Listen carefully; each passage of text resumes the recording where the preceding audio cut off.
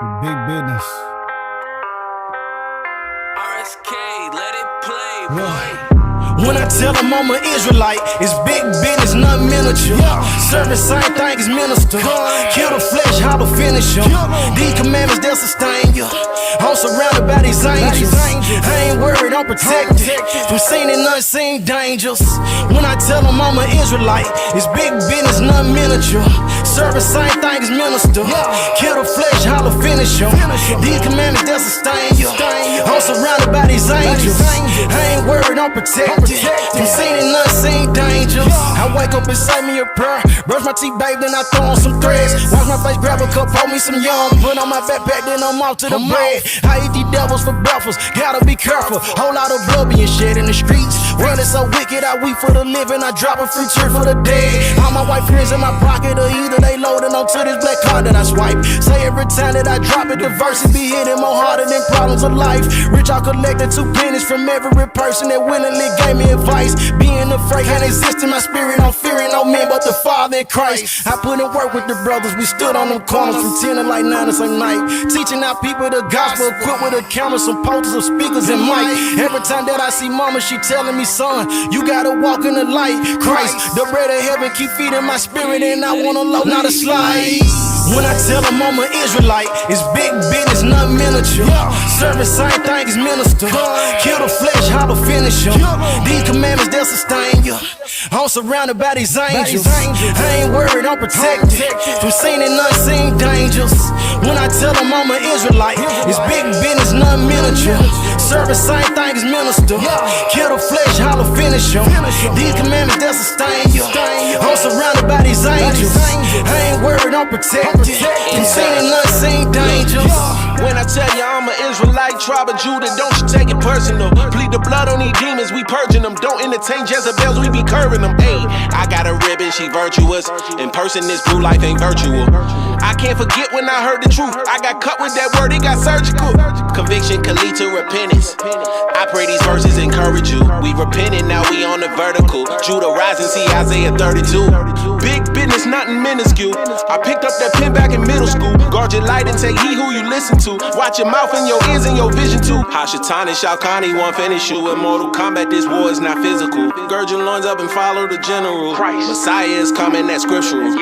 You gotta starve your flesh. The real war ain't even started yet. This look like a setup for a second exodus. I'm trying to be where the water at. Let's get it. When I tell them I'm an Israelite, it's big business, not miniature. Serving same thing as minister. Kill the flesh, how to finish them. These commandments, they'll sustain you. I'm surrounded by these angels. I ain't worried, I'm protected from seen and unseen dangers. When I tell them I'm an Israelite, it's big business, not miniature. Serving same thing as minister. Kill the flesh, how to finish them. These commandments, they'll sustain you. I'm surrounded by these angels. I ain't worried, I'm protected from seen and unseen dangers.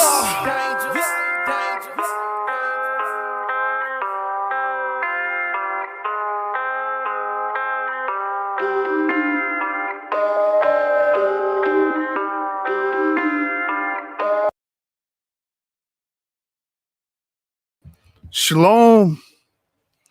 We're back. Got a special show for you guys.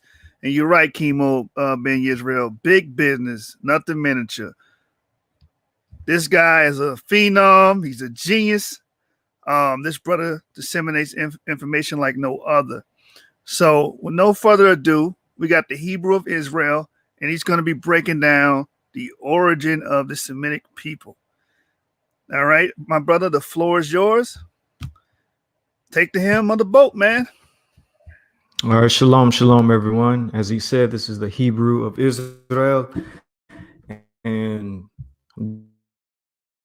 a quick look for y'all. This is very to our studies to understand the ancient ancestors of the Israelites. So let me pull this up.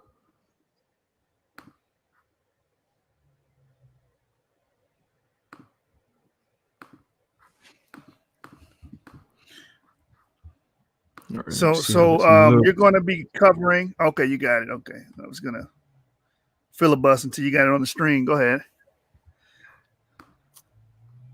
All right. Let me see if I want to do a full screen.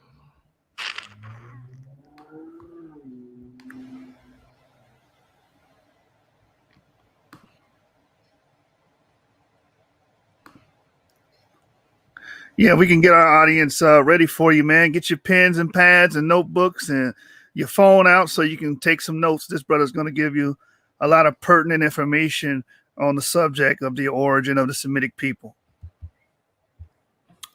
All right, so this is the preface, the introduction, and outline. What is my goal? My goal is to search for the descendants of the ancient Hebrews of Israel. In order to do this, we have to reach back into the past to learn about the origins of Semites, Israel, and the surrounding nations. So, why is this important? Personally, for me, it's important because I love history and I love studying the ancient world and understanding it. I have a minor in history in college, and I've just always been interested in the subject of ancient civilizations. And I'm naturally I'm naturally attracted to uh, uh, that type of academia outside of the university. So one thing I want people to understand is that whatever the outcome is of this study, no hatred to any ethnic group or religious group. You know, as the scriptures say, love your neighbor as yourself. I believe in these principles. I encourage people who read and watch my content to do the same. Now, with that being said, the topic of Israel, or who is Israel, has grown quite a bit. A lot of people claim to be the descendants of the ancient Hebrews of Israel, from Europeans, Filipinos, Native Americans, Bantu, etc. One of these groups is correct. One of these groups is telling the truth, because all these groups can't be the descendants of the ancient Hebrews of Israel if we're looking in the sense of a direct bloodline. So the question is, who is correct? Who is telling the truth? Because that's what we want, is truth. We don't want to sin, because lying is sinning. We don't want to do that. So where can you find me when it comes to video platforms? You can find me on YouTube, BitChute, Daily Motion, DTube, Rumble, iConnect, FX, DLive, Brand New Tube, Twitch. So I'll just show you that. This is what my YouTube channel looks like. This is my BitChute. This is my Daily Motion. This is my DTube. This is my Rumble. This is iConnect FX. And this is DLive for streaming. This is Brand New Tube. This is Twitch for streaming as well. And where can you find me when it comes to social media platforms? Well, you can find me on Clubhouse, Facebook, Twitter, and Instagram. And here's my Clubhouse account. And also have a club in Clubhouse called the Hebrew of Israel. And here's my Facebook profile. And here's my Facebook page. And here's another Facebook page. And here's my Instagram. And where can you find me when it comes to like websites? I have a Medium and a Quora. So here's my Medium. Here's my Quora. And where can you find me when it comes to like forums? So I have a Reddit, a Mastodon, Hebrew Sphere, and Men's Black Zone accounts. So there's my Reddit, there's my Hebrew Sphere, and this is Mastodon, and this is Black Men's Zone. And where can you support me if you like feel like you want to send some cash or whatever? I have a Patreon, PayPal, and a GoFundMe. So there's my Patreon, that's my PayPal, and that's my GoFundMe. Although I do think there's some issues with the GoFundMe, so I wouldn't use that. But anyways, so what is my goal? To conclude, again, my goal is to search for the descendants of the ancient Hebrews of Israel. But in order to do this, we need to reach into the past and learn about the origins of Semites, Israel, and the surrounding nations. So let's begin. Now I'm going to move on to the next PowerPoint.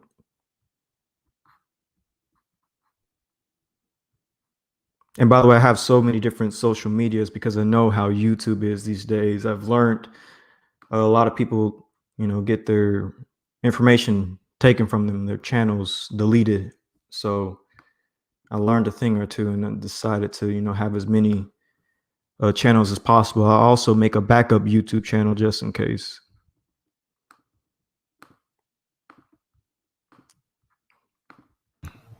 One of your links to your one of your channels, it was brand new tube. What was it? Yes, brand new tube. I'm actually going to need to go back in the future and download the links, and I'm going to put them in your comment section of your YouTube video. It's going to take a minute, but I'll do that sometime soon. Okay. For everything, as well as the sources that I'm going to use. I'm also going to go back in the future and grab every single source and try to put in the comment section. Okay. So that people can go back and get it. So let me prepare this. All right, here we go.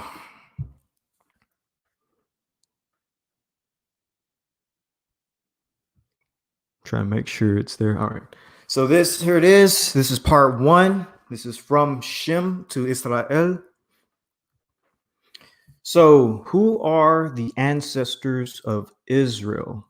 In order to know who the ancient Hebrews of Israel are, we must understand who were their ancestors. According to the scriptures, the Israelites' ancestors are Abraham, Isaac, and Jacob. But was Abraham, Isaac, and Jacob ancestors? Who were they? Who were the ancestors of Abraham, Isaac, and Jacob? According to the Hebrew text, Abraham, Isaac, and Jacob, ancient ancestors or ancestor, was a man named Shem. And of course, here is the genealogy, Genesis 10 and Genesis 11. And it reads, "And the children were born also to Shem, and the father of all the children of Eber." And then skipping on down at verse 24, Arphaxad begot Shelah, and Shelah begot Eber. Now going over to Genesis 11, this is the genealogy of Shem. Shem was 101 years old and begot Arphaxad 2 years after the flood. After he begot Arphaxad, Shem lived 500 years and begot sons and daughters. So as you can see from verse 10 all the way to 26, you have Arphaxad, Shelah, Eber, Peleg, Ru, Serg, Nahor. Now Terah lived 70 years and begot Abraham. So we know according to the scriptures that Abraham, who's the ancestor of the Israelites, a patriarch of the Israelites, goes all the way back to Shem. And again, also even in the New Testament, it's confirmed that, again, the Israelites, and specifically dealing with the lineage of Jesus or Yahushua, he also leads back to Shem, as you can see. And here's just a visual representation of the Israelites going back to Jacob, going back to Isaac, going back to Abraham, then from Abraham all the way to Shem. And this is very important. What are the Israelites' ethnicity? The Israelites are a Semitic people because biblically they descend from Shem. And here's just a little bit of information on the Israelites when it comes to academia. The Israelites were a confederation of Iron Age Semitic speaking tribes of the ancient Near East, Hebrews. Hebrew people are mostly taken as synonymous with the Semitic speaking Israelites. So what is a Semite? Semite, member of a people speaking any of a group of related languages, presumably derived from a common language, Semitic. So, what are Israelites linguistically? Historically, Israelites spoke a Semitic language called Hebrew. Paleo-Hebrew script is the name used by modern scholars to describe the script found in Canaanite inscriptions from the region of biblical Israel and Judea. Now, Proto-Sinaitic, the North Semitic alphabet, is considered the earliest trace of alphabetic writing and the common ancestor of both the ancient South Arabian script and the Phoenician script, which led to many modern alphabets, including the Greek alphabet. And here is just a representation of the beginning of these scripts, beginning with the Egyptian hieroglyphics to Proto-Sinaitic, all the way down to the Phoenician alphabet, Paleo-Hebrew, ancient South Arabian script, ancient North Arabian script, and even to Ge'ez, the Ethiopian languages. Here's also another representation of how the genealogy of the language script. Here's a good visual representation beginning from the Proto-Semitic all the way down to West Semitic to Central Semitic to Northwest Semitic to Canaanite to Paleo-Hebrew. So, what are Israelites? Israelites are ethnically a Semitic people because they descend from Shem. Israelites are linguistically Semitic because they descend from Shem. The ancestors of the Israelites are Semites. That's something we can probably all agree on when we put all this information together. So Semitic. One important factor about the Semitic languages is that it's part of the Afro-Asiatic family of languages. So here is a representation of this Afro-Asiatic of relating to or being a family of languages widely distributed over Southwestern Asia and Africa, including the Semitic. And then Semitic of relating to or consisting of subfamily of the Afro-Asiatic language family that includes Hebrew as well as other languages. So Afro-Asiatic languages, what is it? Afro-Asiatic languages, also called Afrosan languages, formerly Hemito-Semitic, Semito-Hamitic languages of common origin found in the northern part of Africa, the Arabian Peninsula, and some islands and adjacent areas in Western Asia. So here's a map of Afro-Asiatic languages stretching all the way from Mauritania in northwestern Africa, all the way to Iraq in the Middle East, all the way down to Ethiopia and sub-Saharan Eastern Africa. So Semitic and Afro-Asiatic. With that being said, Israelites are Afro-Asiatic Semitic people. Therefore, we should look into the origins of Semitic and Afro-Asiatic. First, we'll take an academic approach to the origin and the birthplace of Semitic and Afro-Asiatic. Then we'll take a biblical. But since we're taking an academic approach, we'll dive deep into genetics as well. The main genetic term you'll need to understand is a haplogroup. So what is a haplogroup? Here's a video that will go over some of it. When it comes to human genetics, perhaps the best way to determine hypodescent or common ancestry in individuals and population. By the way, is that loud enough for everyone? I'm trying to make sure.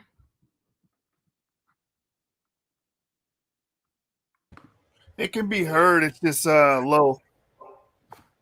Okay.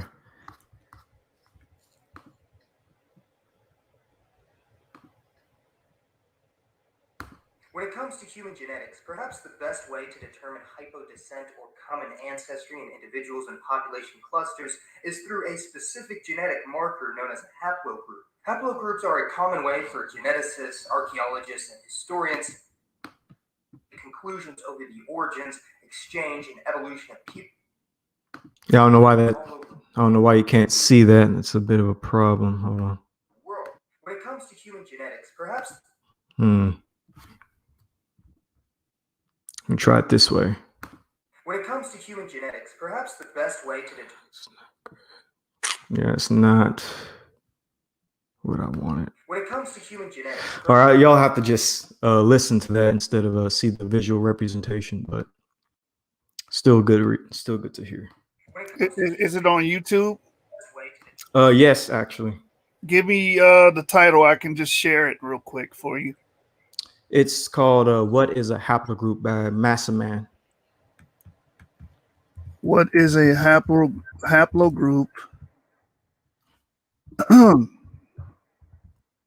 By who?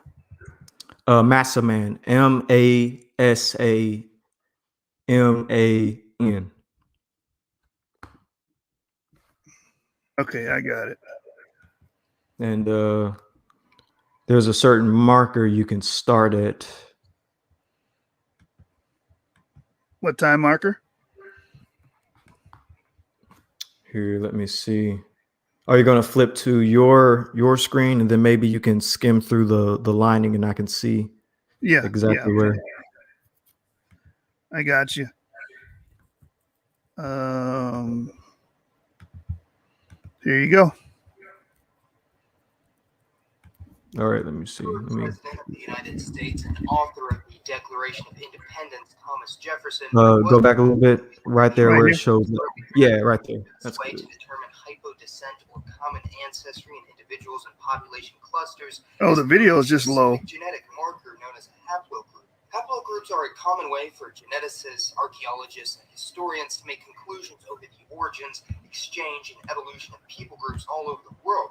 And you may have heard me mention them in videos from time to time for the past year, but unless you knew beforehand, information on haplogroups may just cause confusion and misinformation for many viewers. Therefore, I've created this video to better give an understanding of how haplogroups relate to genetics, race, ethnicity, community, and other aspects of humanity that paint such a beautiful picture of the history and diversity of our planet. For as long as can be traced back, all females carry a maternal haplogroup inherited from their mother, while males carry both a maternal and paternal haplogroup, seeing how men have an X and Y chromosome. The paternal haplogroup inherited by the father is known as the Y haplogroup from the Y chromosome, while the maternal haplogroup is inherited from mitochondrial DNA and is thus referred to as the mtDNA.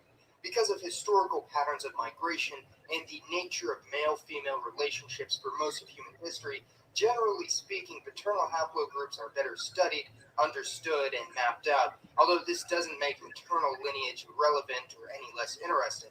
For this reason, haplogroups will only survive to the next generation if they're passed on to their offspring of the same sex through the X or Y chromosomes. Now, you may not necessarily ever have an offspring that is the same gender as yourself, in which case your specific haplogroup would die with either you or your child, but at least one of your parents sure did, as with one of their parents and grandparents and great-grandparents and so on, back to the genesis of the human species.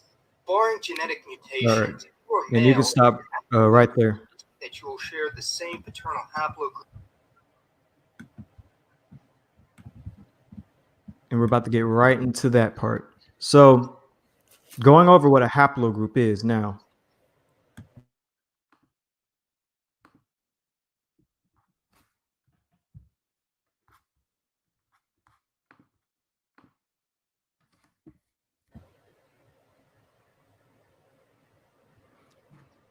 All right, so he did a good basic breakdown of what a haplogroup is, but just in case you still don't quite understand what it is, here's from Living DNA. What are haplogroups? Living DNA explain. So, a haplogroup is a genetic population, a group of people who share a common ancestor on either their paternal or maternal line. Particular haplogroups are associated with well-known ancestral groups such as the Vikings, Australian Aborigines, and the Celts. Mitochondrial haplogroups are maternal haplogroups. Maternal haplogroups from the mother are determined by assessing mitochondrial DNA, mtDNA. This also means that you will have the same maternal haplogroup as everyone else in your direct maternal line. Your mother, brother, sister, aunt, and grandmother on your mother's side follow that haplogroup back to its origins, and you'll find a single mutation occurred at some point in history. So, paternal haplogroups. The paternal haplogroup relates to your Y chromosome. And since that is the sex determining chromosome for men, it is passed down from father to son, as women don't have a Y chromosome. They will not have a paternal haplogroup by default. However, they are able to find out what their paternal haplogroup is if a male relative from the father's side, ideally a brother, father, uncle, or grandfather, is also tested. So to sum that up, women can pass their mitochondrial DNA down from mother to daughter, mother to daughter, mother to daughter, going all the way back to really the genesis of women, mitochondrial Eve, and men carry their Y DNA, but they can also carry the maternal DNA as well. And men carry the Y DNA down from father to son, father to son, father to son, going all the way back to Y DNA Adam. So I just sort of explained all that so I can go on to the next one. So here's like a good visual representation. A haplogroup is a genetic population, a group of people who share a common ancestor on the patry line or the metry line. And so this is you, and you're going all the way back to your father and your paternal grandfather, and then this is your mother's lineage that's in you. This would be if you were like a male, as an example. And here's another example. The son having both the mother's mitochondrial DNA and the daughter having the mitochondrial DNA. And here's an example of the son carrying the father's mitochondrial DNA, but the daughter doesn't carry it. Here's another example down here. The father's in blue and the mother's in red. So when the father and the mother come together, the son can bear both Y DNA and the mitochondrial DNA, whereas the sister can only have the mother's mitochondrial DNA. All right, so what is a haplogroup?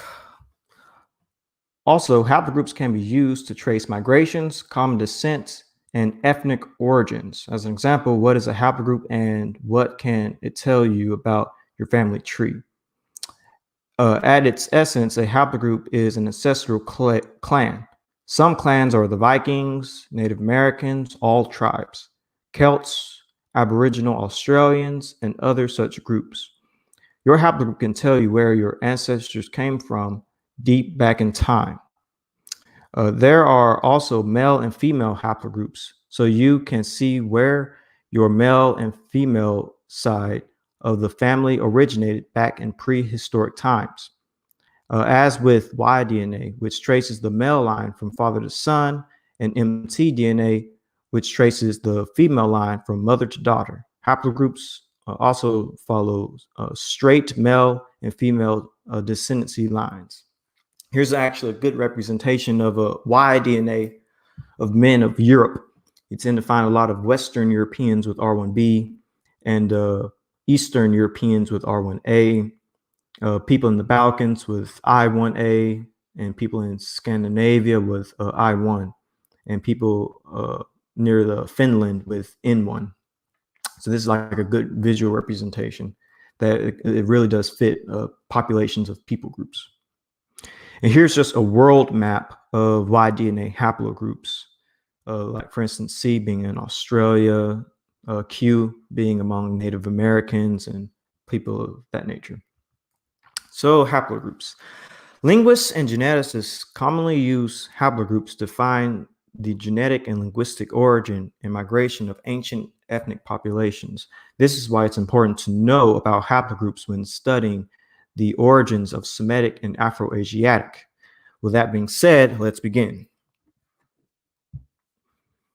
All right, the origins of Afro-Asiatic Semitic people. What are the genetic, linguistic, and ethnic origins of Semitic and Afro-Asiatic people? The Horn of Africa. One of the theories for the origins of Semites and Afro-Asiatic is the Horn of Africa. So Lionel Bernard in 1997 proposed a scenario upon linguistic grounds wherein Semitic languages originated in Ethiopia and crossed the Red Sea. And so here is an actual map of how this would have occurred. The root of Proto-Semites being in the region of Ethiopia, crossing the Red Sea, both south of the Red Sea and north of the Red Sea, perhaps going through Sinai. And here's another representation of the homeland of Afro-Asiatic being in the Horn of Africa, crossing across the Red Sea and even going north into Egypt and also crossing through Sinai with Semitic not far from it. All right, so here's a paper that y'all can read that deals with Afro-Asiatic Semitic and haplogroup E. It says this extensive, well-grounded linguistic research places the Afroasiatic homeland in the southeastern Sahara or adjacent Horn of Africa. Dinkoff does revise his common Semitic homeland, moving it from solely within northeastern Africa to areas straddling the Delta and Sinai, but continues to place the other 5 branches origins wholly in Africa. Archaeological data suggests a pre-food producing population movement from Africa into the Levant consists with the linguistic arguments for a pre-Neolithic migration of pre-Proto-Semitic speakers out of Africa via Sinai. Again, here's the map. So, a critical reading of the data and genetic analysis, specifically those of Y chromosomes, the phylographical and the TAC1 94AF haplotypes, supports the hypothesis of populations moving from the Horn or southeastern Sahara northward to the Nile Valley, Northwest Africa, the Levant, and Aegean. The geography of the M35/215 lineages, which is of Horn/East African origin, is largely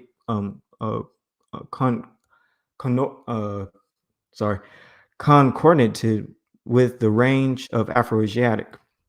So basically what he's saying is that haplogroup E and Afroasiatic would have migrated from the Horn of Africa into places like the Middle East and North Africa. So he links haplogroup E and Afroasiatic together, as well as pre-Proto-Semitic. Here's a paper that y'all should check out as well that deals with Afroasiatic and haplogroup E. So using Ehret's scenario, E-M35 and Afroasiatic must have been together from the first dispersals out of the general area of the Horn of Africa. A large number of E-M35 lineages came north to Egypt, which is where E-M78, for example, is thought to have come into existence. E-M123, for example, is a clade of E-M35, which probably originated in the southern Levant, just to the northeast of Egypt. Many branches of E-M78 from nearby northern Egypt are also present in the Semitic-speaking populations of this region. So, and this is a third scenario.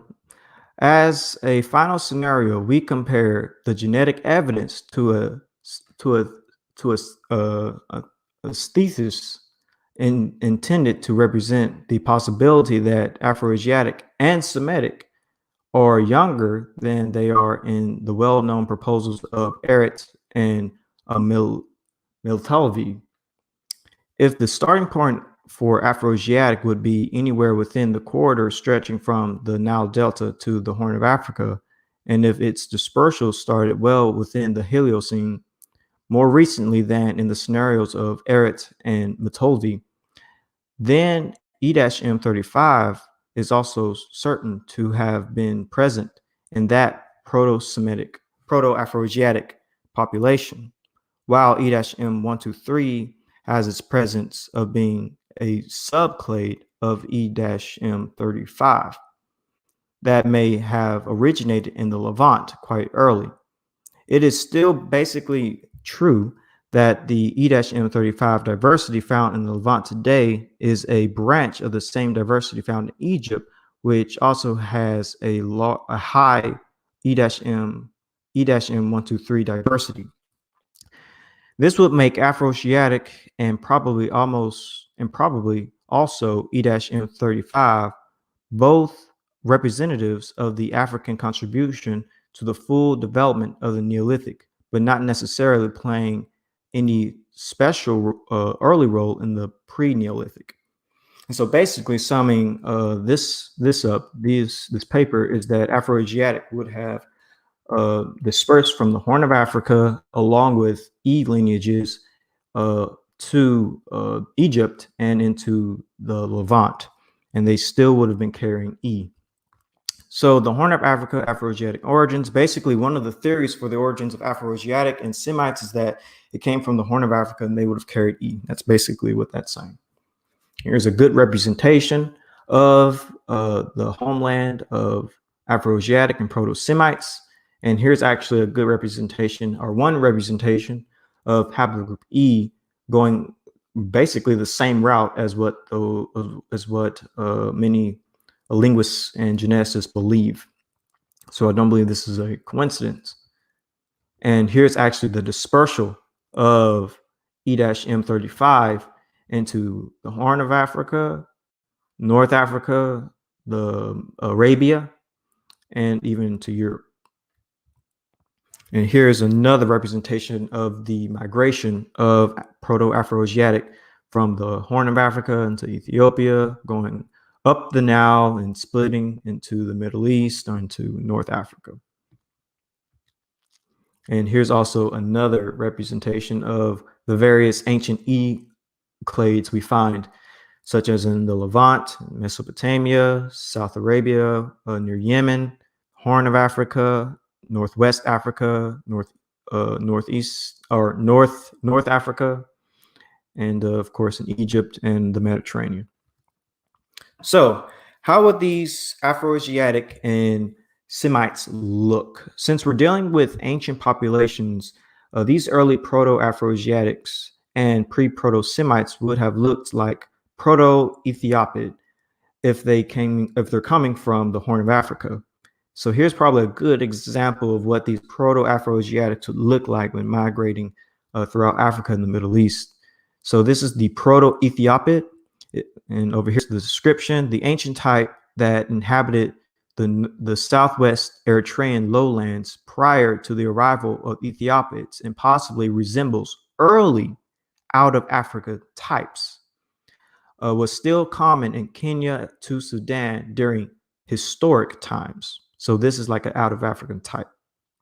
And their traits are dark skin, basically, dark, sometimes medium brown skin, and kinky curly hair, dolichocephalic with robust, bony, and elongated faces. Prognathism, which means the protruding of the jaw, is relatively pronounced. And here's the various biologists that came up with this type. Here's also another type. If y'all remember in the study, it talked about pre-Neolithic populations as well, the Proto-Afroasiatic people being pre-Neolithic. And that means that if they were pre-Neolithic, they probably would have looked like the Omotic type. And here's the description, probably a relic of the pre-Neolithic periods. Physical traits, dark brown skin and kinky curly hair, usually dolichocephalic, mild Pittsryan nose, which means the nose is wide, basically. The lips are full and cheekbones often prominent. Again, here's the literature you can read on them. And this is the same region that Proto-Afroasiatics are coming out of, including Semites. So ultimately, these early Afroasiatics and Semites would have looked Ethiopic or African if their origins truly are from the Horn of Africa. Here's Ethiopic with reddish, narrow, high nose, slim stature, and long heads and faces, marked chin, thick lips. Besides affinity, other sub-Saharan Africa are linked to early Caucasoid who partially left and migrated back to Africa. And that's one thing that should be understood, is that when it comes to Caucasoid, it's really more of a skull type. There are such thing as dark-skinned, quote-unquote, Caucasoid people. Don't really use these descriptors today, but it is believed that this was once outside of the African continent. So a new type phenotype that these early Proto-Afro people and Proto-Semites could have looked like is a East Ethiopic type. Ethiopic proper, showing that most pronounced Ethiopic characters of all common around the Horn of Africa in its purest form in inland areas of Somalia and Ethiopia. They have dark reddish brown skin, tightly to curly to tightly, and their dolls are found. So the ancestors of the Israelites could from the Horn of Africa, where early African and Semitic population created from, could have carried YD group E, would have looked Proto-Ethiopic. And here's everything put together. You can see how the group E spread of Proto-Afro-Asiatic and what these people probably times. So another theory for the origins of Semites and Afro is actually in Yemen.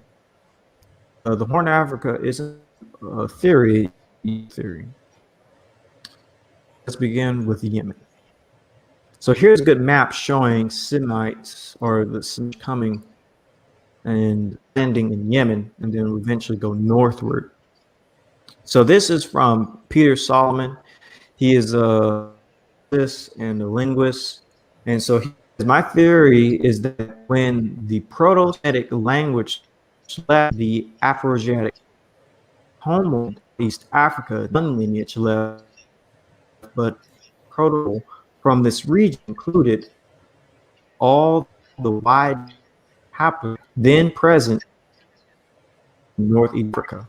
And he says, West Semitic.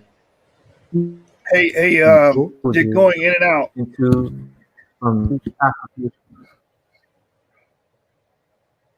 Can you hear me? Oh, what you? I can hear you. You're going in and out. Am I? You're still doing. My bad. Yeah, it's like every other word you're going in and out.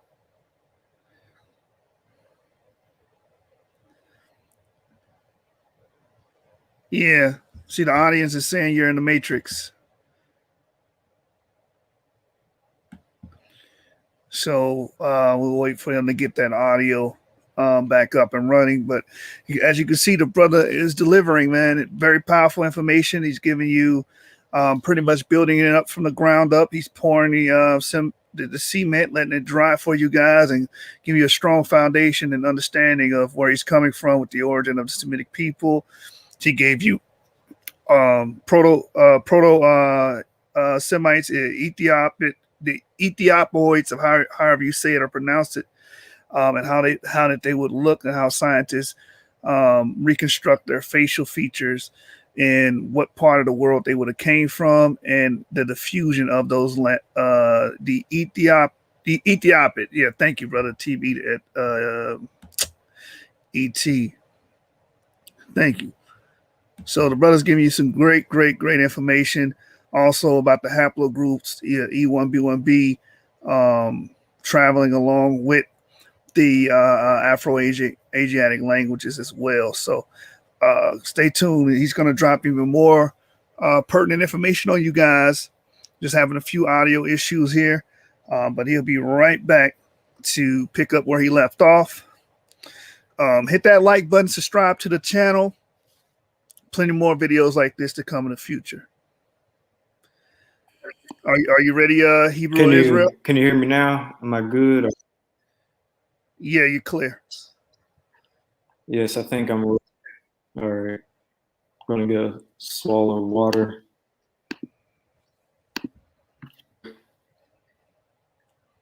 All right. Hit the like button, So I'm starting from the top sentence, and we're still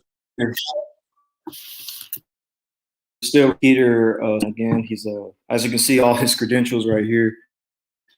Link. Anyways, he said it is possible that North Hebrew people dispersed into Northeast Africa's now region around 5000 BCE.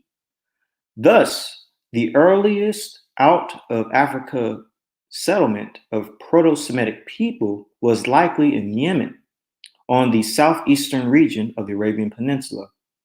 They then spread to the east and northeast to enter Mesopotamia, and found the Semitic kingdom of Akkad, and the Akkadian Empire. And then he says, in this group, many of us conclude that haplogroup E is one of the major founding haplogroups of the Semitic people, and that haplogroup E people are the ones who brought Proto-Semitic languages out of the Afroasiatic homeland in Northeast Africa and to the Levant and Mesopotamia. So he believes as well,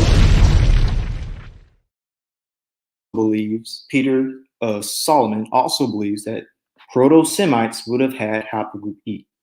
This is very important because we have two, well, really, we technically have three geneticists and linguists saying that Proto-Afroasiatics and Proto-Semites had E, either carrying it from the Horn of Africa, and this guy believes that it's Yemen. So two different origin points. So again, we're met with the idea that haplogroup E being the founding lineage of Afroasiatic and Semitic people. But if Yemen was the birthplace of Afroasiatics and Semites, then what would these early Afroasiatics and Semites look like? So now we're getting into phenotype. What would these guys look like? So here's a book from African Presence in Early Asia. The Encyclopedia Britannia gives a description of the physical qualities of the original Arabs. The inhabitants of Yemen, Hyderabad, Oman, and the adjoining districts in the shape of the heat, color, length, and slenderness of the limbs and scantiness of the hair point to an African origin. They claim descent of Qahtan. I'll get into him later. These Yemenite kings descend from Qahtan and Hamir, the Dusky, a name denoting African origin. The general characteristics of the institutions of Yemen bore considerable resemblance to the neighboring ones of the Nile Valley. So basically, they're saying that a lot of the early inhabitants of Yemen sort of look like Nile Valley people, Africans, should I say. And here's a book, a good source when it comes to the early population of Arabia, what they look like. It says, the people of Arabia belong to two distinct and apparently quite distinct races. The Arabs of the south are smaller, darker, coarser featured, and nearly beardless. All authorities agree that the southern Arabs are nearly related by origin to the Abyssinians. And by the way, Abyssinians are a Semitic-speaking population in Ethiopia and Eritrea, and a lot of them have origins of being Semitic, but of course they are because they speak a Semitic language. Give me a quick second. Let me refresh something. All right. So here's another good book talking about the racial types of South Arabia. It says racial affinities to the South Arab lies in Northeast Africa. A Negroid strain occurs in the belt of Africa through South Arabia to Malaysia, including the Dravidians of southern India. So again, they're saying that South Arabs seem to look like Northeastern African people. So ancient Yemeni seems to have physically looked like African or Dravidian, specifically peoples of Northeastern Africa. So here's probably a good example. It's called the North Ethiopic. Common along the Red Sea coast and the Nile River and the Nile Valley from Egypt to Eritrea and deep into the Ethiopian highlands, often blended with Arabids and Yemenids that arrived in prehistoric times, and sometimes in Arabia as well. And their physical traits is dark, sometimes medium, brown skin, tight, curly hair. And as you can see on the map, it's in eastern northeastern Africa, but also in Arabia. This type, this physical type that once existed in prehistoric times. Here's another type, the Arab Vidoid, ancient Vidic-like type of the Arabian Peninsula, found in Materi of South Oman around the Hadramawt in Yemen. This type could be linked to the ancient Arabian population as well as the Dravidians of India. Physical type, dark brown skin, curly ringlet, black hair, as an example. And as you can see the map down here of what this type would look like. So even in the 1930s to present day, people of Yemen still are quite dark skinned. So here's some good examples of some Yemenid types who could go all the way back, to the Proto-Semitic type and the original inhabitants of Yemen. These photos were taken in the 1930s by various travelers, and they're really quite good. And here's, of course, modern Yemeni people with very, very dark skin tones, medium brown to dark brown. Again, this is what Proto-Semites could have looked like. But anyways, this means if we were to go back, this means if you were to go back long before today or the 1930s, or even ancient Yemeni people, if you went back to the birth of the Proto-Afro-Asiatic people in Yemen, then logically they too would be very dark-skinned and African-looking if you were to go all the way back to like the Neolithic period. Anyways, conclusion. The early Afro-Asiatic Semitic ancestors of the Israelites could have emerged from Yemen. Genotype, they would have carried Y DNA haplogroup E. Phenotype-wise, they would have looked Northeastern African or Dravidian. So here's all the information that I said put together, the migration of Semites in Yemen, Peter Solomon's quote on what he believes Proto-Semitics came from, the description of ancient Yemeni people, and then a good representation. So another theory for the origin of Semites and Afro-Asiatic is the Arabian Peninsula. So let's begin there. So the Wickler-Catani theory, named after its two most distinguished prominents, Hugo Wickler and Leon Catani, claims that Arabia was originally a land of great fertility and the first home of the Semitic peoples. Through the millennia, it was undergoing a process of steadily desertification, a drying up of wealth and waterways, and spread of the desert at the expense of the cultivatable land. The declining productivity of the peninsula, together with the increase in the number of inhabitants, led to a series of crises of overpopulation and consequently to the recurring cycle of invasions of the neighboring countries by the Semitic peoples in the peninsula. And basically, this theory is that a bunch of Semites, Proto-Semites, once were in Arabia, and just so much was going on from the drying of Arabia to overpopulation. They eventually went northward into the Levant, Mesopotamia, and even southward into Yemen and Eastern Africa. So what's interesting about the Arabian Peninsula being one of the believed origins for Semitic people is that haplogroup E may have originated in this location as well. One of the origins for haplogroup E is the Arabian Peninsula, which ties well with the idea that Afro-Asiatic and haplogroup E are one link. So here's from a paper from 23andMe. And they're on the 23andMe website, they say it's possible that men carrying the DE haplogroup journeyed from Africa, crossed the Red Sea and into the Arabian Peninsula. But it's also possible that DE originated within the Arabian Peninsula itself and later spread back into Africa. And there is a common theory that DE originated out of Africa. Here's another paper that goes into haplogroup E being in Arabia. It says a geographical distribution of the sub-Saharan African lineages in the Arabian Peninsula seems to indicate a prehistoric entrance of a notable portion of these lineages that participated in the building of the primitive Arabian population. Basically, the primitive Arabian population may have been sub-Saharan African in type. The presence of two underderived E-M96 Saudi lineages raise interesting questions related to the microhaplogroup DE-YAP of phylograph.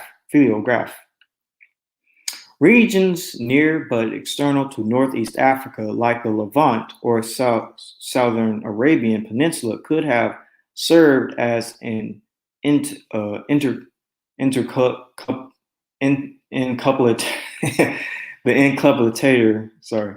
for the early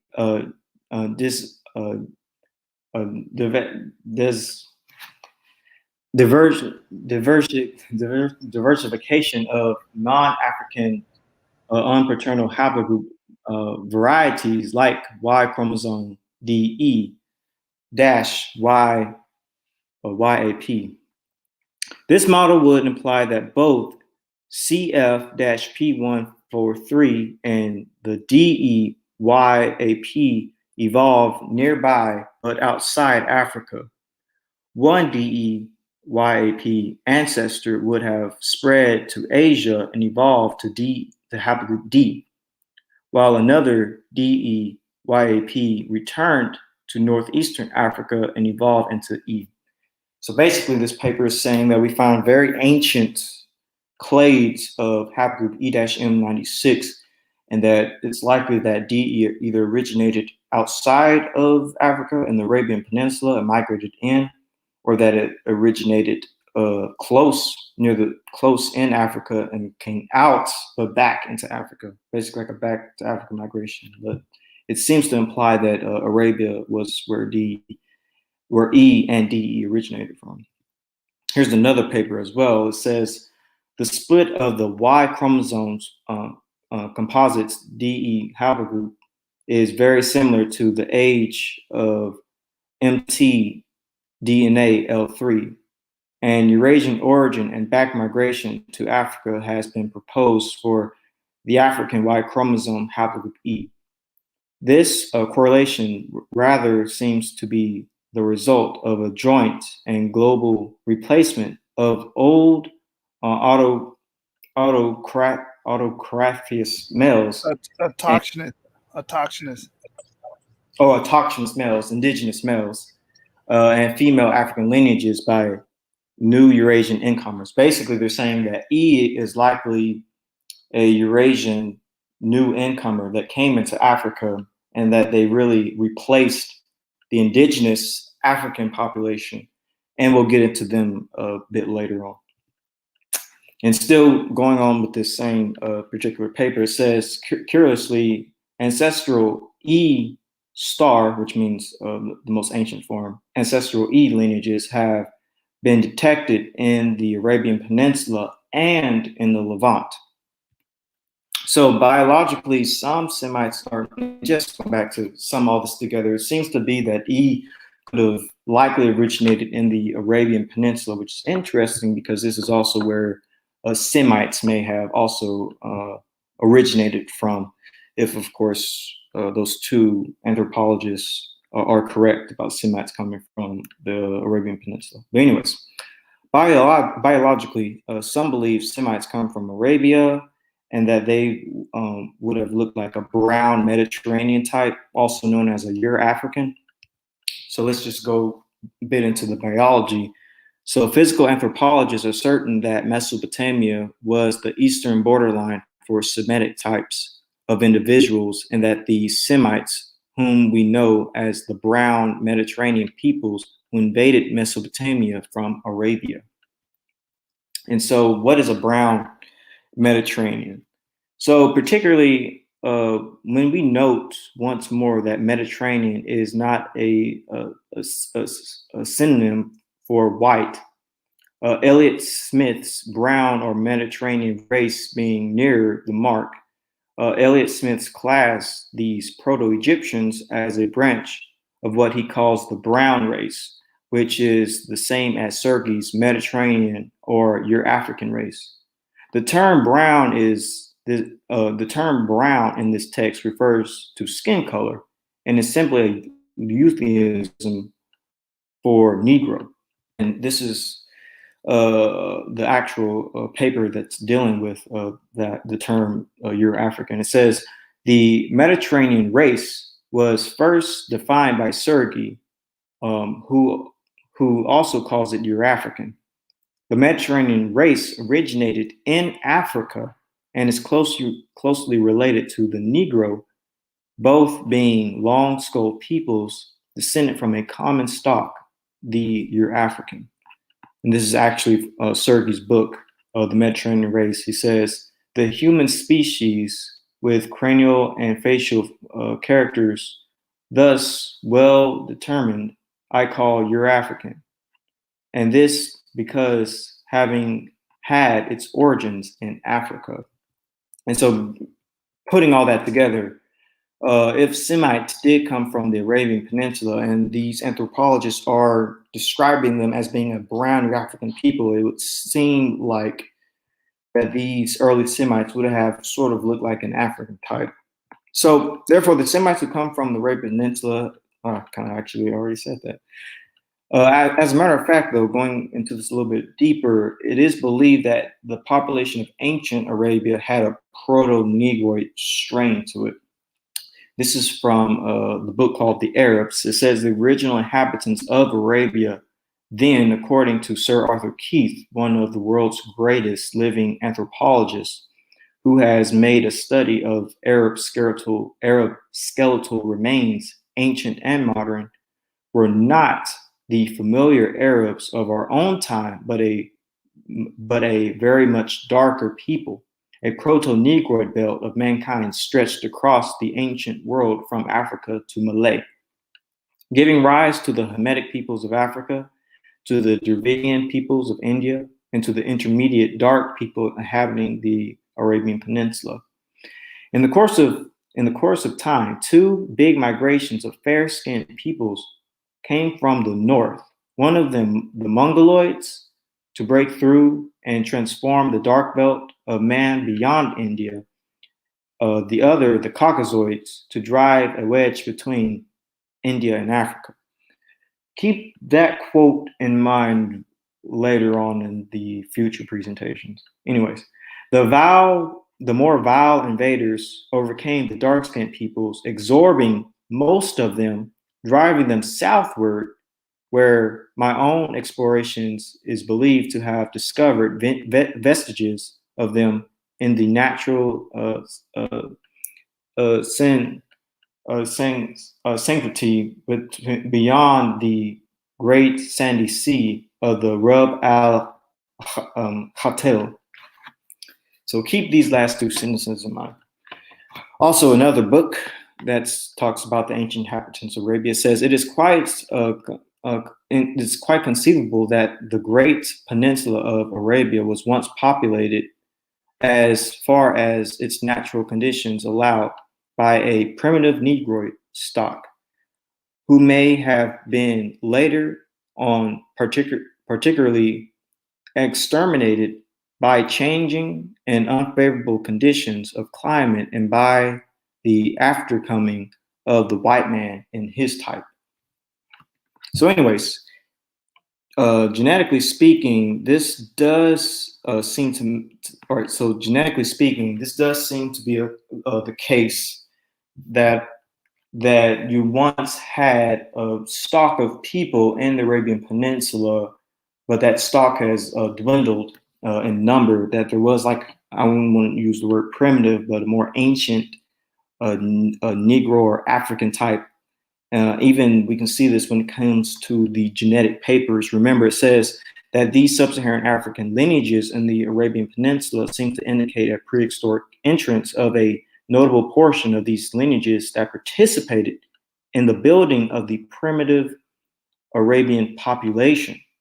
The presence of two underived E-M96 Saudi lineages raises interesting questions related to the micro haplogroup DE-YAP phylogeny. So it does seem that today, genetically, we are able to prove that there was like a primitive Arabian stock that was very, in a sense, similar to sub-Saharan African lineages. So these ancient, well, not ancient, these 19th century writers were correct according to modern DNA. Anyways, therefore, the Proto-Ethiopic phenotype would have probably be the best fit for these Semites if they're originating in the Arabian Peninsula. Because as we know, the Proto-Ethiopic type is an early out of Africa type. So to conclude, the ancestors of the Israelites, Afro-Asiatic Semitic people, could have emerged from the Arabian Peninsula. Genotype-wise, they would have carried haplogroup E, and phenotype-wise, they would have looked like a brown Mediterranean or Euro-African. And here's all the information put together. The origin of them in Arabia, to the genetics of E originating in Arabia, to the ancient Arabian stock being different than today, and a good visual representation. So another theory for the origin of Semites and Afro-Asiatic is the Eastern Sahara, Nile Valley/Red Sea. So let's begin with there. So again, going back to this paper, it goes into the origins of Afro-Asiatic in the Eastern Mediterranean. I'll let Genesis 49ers take this as I get a sip of water. All right. So Afro-Asiatic compared to EM35, there are several relatively uncontroversial proposals concerning the ancient movements of Afro-Asiatic languages, each of which we can immediately compare to haplogroup EM35 and its subclades in population genetics. Both EM35 male lineages on the one hand and Afro-Asiatic languages on the other are seen by specialists in the two respective fields as having moved prehistorically within what Cruciani et al. 2007 refers to as a bidirectional corridor along the Nile and or the western coast of the Red Sea. All right. So from the Sinai, all right, so it says the Red Sea, from the Sinai and Mediterranean to the Horn of Africa. So also in both fields, the population who lived in the corridor has obvious ancient connections to the Near Eastern Levantine corridor spreading into the Fertile Crescent, where such clades as E-V13 and E-M34 may have their origins Middle Eastern Semitic speaking populations typically also have a smaller presence of E-M35 Eurasian lineages than most African populations of Afro-Asiatic speakers, with a apparent exception of Chadic. There is also in both cases an obvious connection to the west of the Nile in the direction of the Sahara and along the southern Mediterranean in the Maghreb. The people there are strongly associated with the distinct E-M81 and E-V65 sublineages of E-M35 and the Berber branch of the Afro-Asiatic languages. In both populations, genetics and linguists, genetics and linguists, the Levant branch re-entered Africa in historical periods, both in Egypt, which is now Arabic speaking, but was once home to the Egyptian language, and Ethiopia, where Semitic, South Semitic languages now dominate in some areas which are believed to have once been Kushite speaking. Indeed, there must have been much back and forth movement as these 2 points of contact between Africa and Asia. Of course, When we find such similar patterns in both languages and wide lineages, this can give us at least some confidence that the same population movements cause both patterns.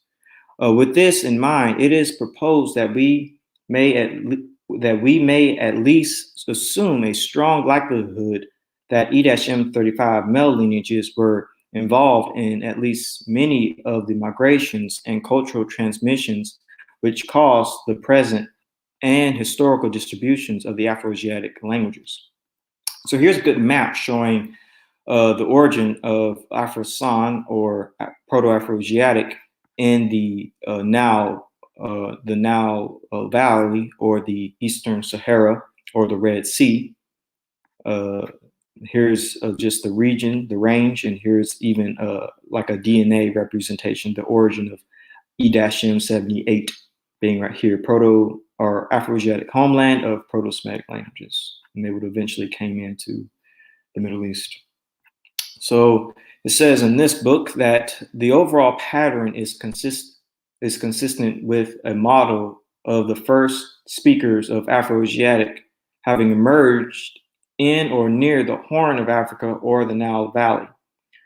Early pre-Proto-Semitic speakers would have migrated into Syrio-Palestine before the Neolithic, being taken by their M35 bearers, specifically M35/78, and adopted by populations bearing M89 lineages.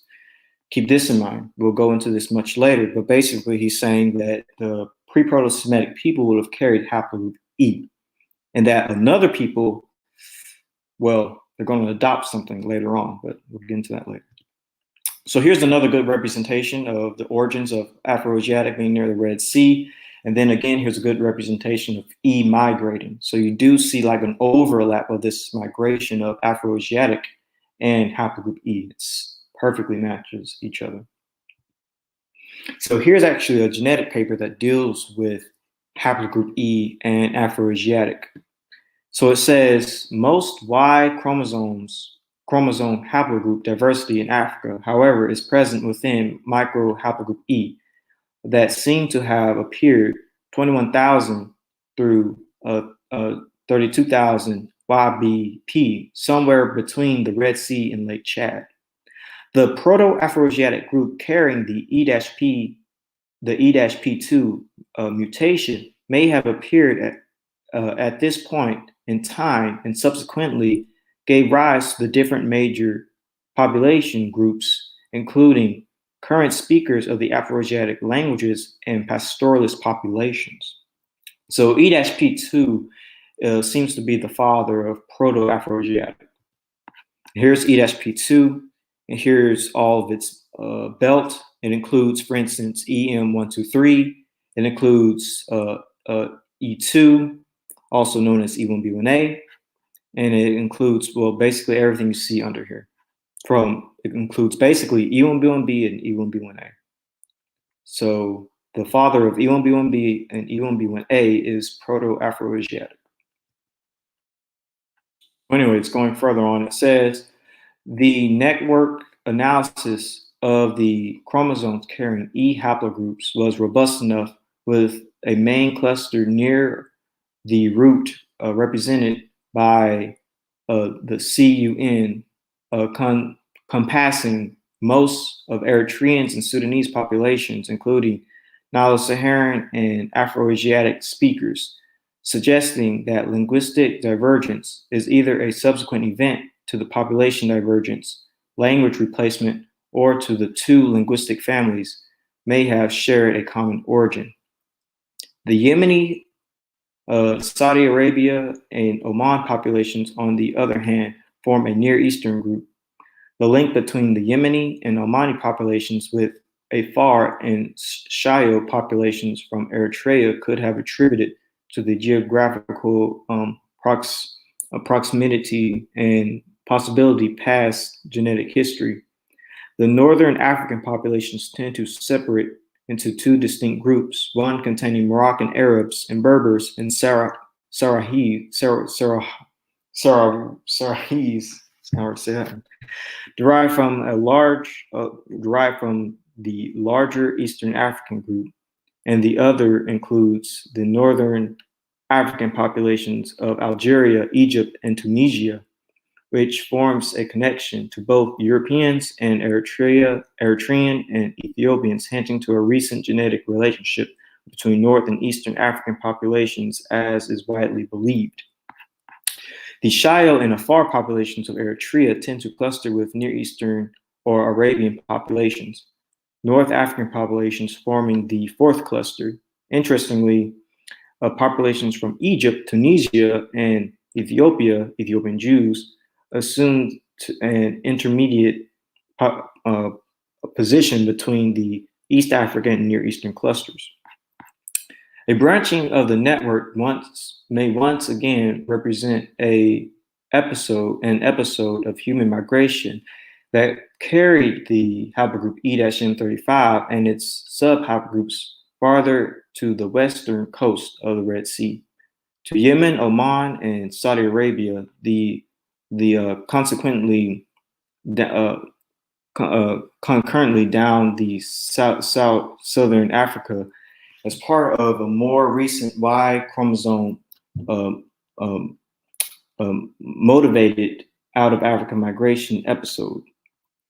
The PCA and MDS display similar interesting groupings of the Afar and Shio populations of Eritrea with their Near Eastern Arabian populations is conjure up upon the genetic relationship of the two sides of the Red Sea. The arrival of the E-M35 and derived subclades, for example, E-M123/E-M34 to Arabia appears to be strongly linked to the expansion into Eastern Africa, North Africa, Europe, Southern Africa, an event that is likely related to pastoralism, hastened by its advent and admissible for analysis and dating using approaches similar to what was proposed for the co-migration of Y chromosome and disease traits. And so it says, although most of the data set in our study define the deep ancestry of the phylogeny.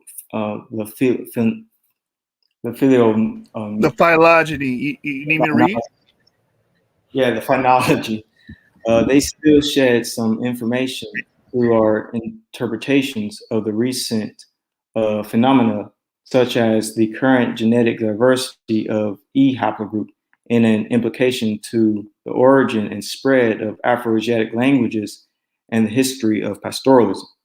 Moreover, more comparative genetic analysis between the two sides of the Red Sea, especially emphasizing on E-M123/E-M34 or E-M78 haplogroups, will not only redefine the root of the exit of H. Homo sapiens sapiens from Eastern Africa, but also the genealogies of Afroasiatic languages in the region. So basically, what it's saying is that haplogroup E more than likely was on both sides of the Red Sea, spreading Afroasiatic languages as well as various subclades of haplogroup E. I wish there was a good map that showed that. But here's also another genetic paper that deals with Proto-Semitic. As you can see down here, it says B and E Proto-Semitic. And what it has for B is haplogroup E.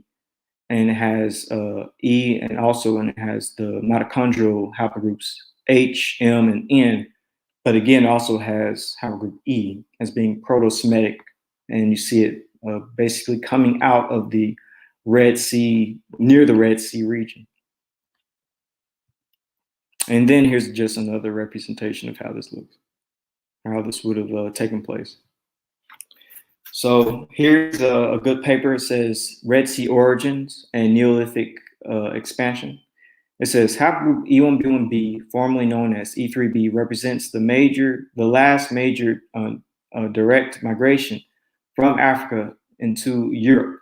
E1B1B lineages are closely linked to the diffusion of Afroasiatic languages. So Afroasiatic languages are basically haplogroup E. And here's actually the various branches and basically the region of the Red Sea being the spread of haplogroup E. And of course, it's seen in Arabia. Some clades are only seen in Arabia, like V1700, and some clades are seen in both Arabia and Ethiopia. Some are seen in only North Africa and things of that nature. So when y'all get a chance, y'all can look into this tree. And here again is a good representation of Proto-Afroasiatic languages from the Red Sea, just going all throughout North Africa, East Africa, and the Middle East. And then here's another representation of haplogroup E and Proto-Afroasiatic coming from or originating near the Red Sea and going into places like Levant with Semites, North Africa, and East Africa. All right, so yet again, we're met with the idea that haplogroup E is the lineage of early Afroasiatic and Semitic populations, but this time the haplogroup would have originated near the Red Sea region of the Eastern Sahara. Now, how would these early Afroasiatic and Semites look? So I think I'll go again with the North Ethiopic type. I think that's a good type with these early Afroasiatics and Semites would look because it's in that region of the Red Sea. As you can see, it's heavily highlighted in yellow. And basically, they would have been like a dark-skinned looking people. All right, so to conclude, the ancestors of the Israelites, Afroasiatic Semitic people, could have emerged from the Eastern Sahara. They would have carried haplogroup E, and they would have looked like Eastern Saharans. And here's just all the information put together for a good visual representation. All right, so there's yet again another theory when it comes to the origin of Semites and Afroasiatics, this time being North Africa, or also known as the Sahara or the Sahel. So let's begin with the North African origins of Afroasiatics. So the Semitic family is a member of the larger Afroasiatic family, all of whose other 5 or more branches have their own origin in North Africa or the Maghreb. Largely for this reason, the ancestors of Proto-Semitic speakers were originally believed by some to have first arrived in the Middle East from North Africa, possibly as part of the operation of the Saharan pump around the late Neolithic. And here's a map of showing how Proto-Afroasiatics could have emerged in North Africa, Semites going to northeastern Africa near Egypt. And at one point, the Sahara was once green. It once had vegetation. And let's actually get into that. So the Sahara pump theory is a hypothesis that explains how fauna and flora, or flora and fauna, migrated between Eurasia and Africa via the land bridge in the Levant region. It posits that extended periods of ambient rainfall lasting many thousands of years in Africa are associated with the wet green Sahara phase, during which larger lakes and more rivers existed. And so here's actually rock art in the Sahara, in the desert region of the Sahara, that shows animals like giraffes and elephants once being there. And so here's actually a good representation of what the green Sahara, as well as the Arabia, would have looked at one point when it was all vegetation and rivers once flowed through it. So here's actually a good representation of haplogroup E coming out of the North African region. So it says Ricketts of 2008 associated the sub-Saharan African influences detected in the Tufian samples with the migration of E1B lineages from North Africa to the Levant and then into Europe. Recently, it has been proposed that E3B originated in sub-Saharan Africa and expanded into the Near East and Northern Africa at the end of the Pelicotone. It's hard to say. I gotta get this word right. What's that word? What's that word, man? I know that's dealing with What line at? Where you at, brother? the Paleocene. I think that's The Paleocene. Pleistocene. Where you at? Pleistocene. All right, the Pleistocene. Pleistocene. Okay. Pleistocene. Yeah. The Mesolithic population carrying group 3 lineages with the M35-M215 mutation expanded northward from sub-Saharan to North Africa and the Levant. So basically, this is yet another theory for haplogroup E originating in either like sub-Saharan Africa or North Africa and spreading with Proto-Afro-Asiatic peoples, including Semites, into neighboring regions of the Levant. And so here's also another paper dealing with the origins of Afro-Asiatic. Greenberg, 1971, noted that 4 of the 5 members of his Afro-Asiatic language phylum are located on the African continent, and only one mainly in the southwestern Asia. Therefore, he saw the mother language from which they descended as being in northeastern Africa. And so here's actually a good book that deals with the origin of Proto-Semitic and Proto-Afro-Asiatic. Here's a good branch and tree that shows it. It says the 5 branches of Afro-Asiatic are not really parallel to each other because closer relations can be established between some of them. And so it says right here, this implies that the speakers of Proto-Semitic were still dwelling in Africa in the 5th millennium BC in the Neolithic Pluvial, which was 5,500 through 3,500 BC, when the Sahara's climate was much wetter, so that erosion took place, as in other moist temperature in subtropical regions, and that there was a proper system of rivers and vegetation consisting of grass with trees. The worsening of environmental conditions is indicated in North Africa during 3,500 BC, with disappearance of vegetation, a major funnel break, desertification, and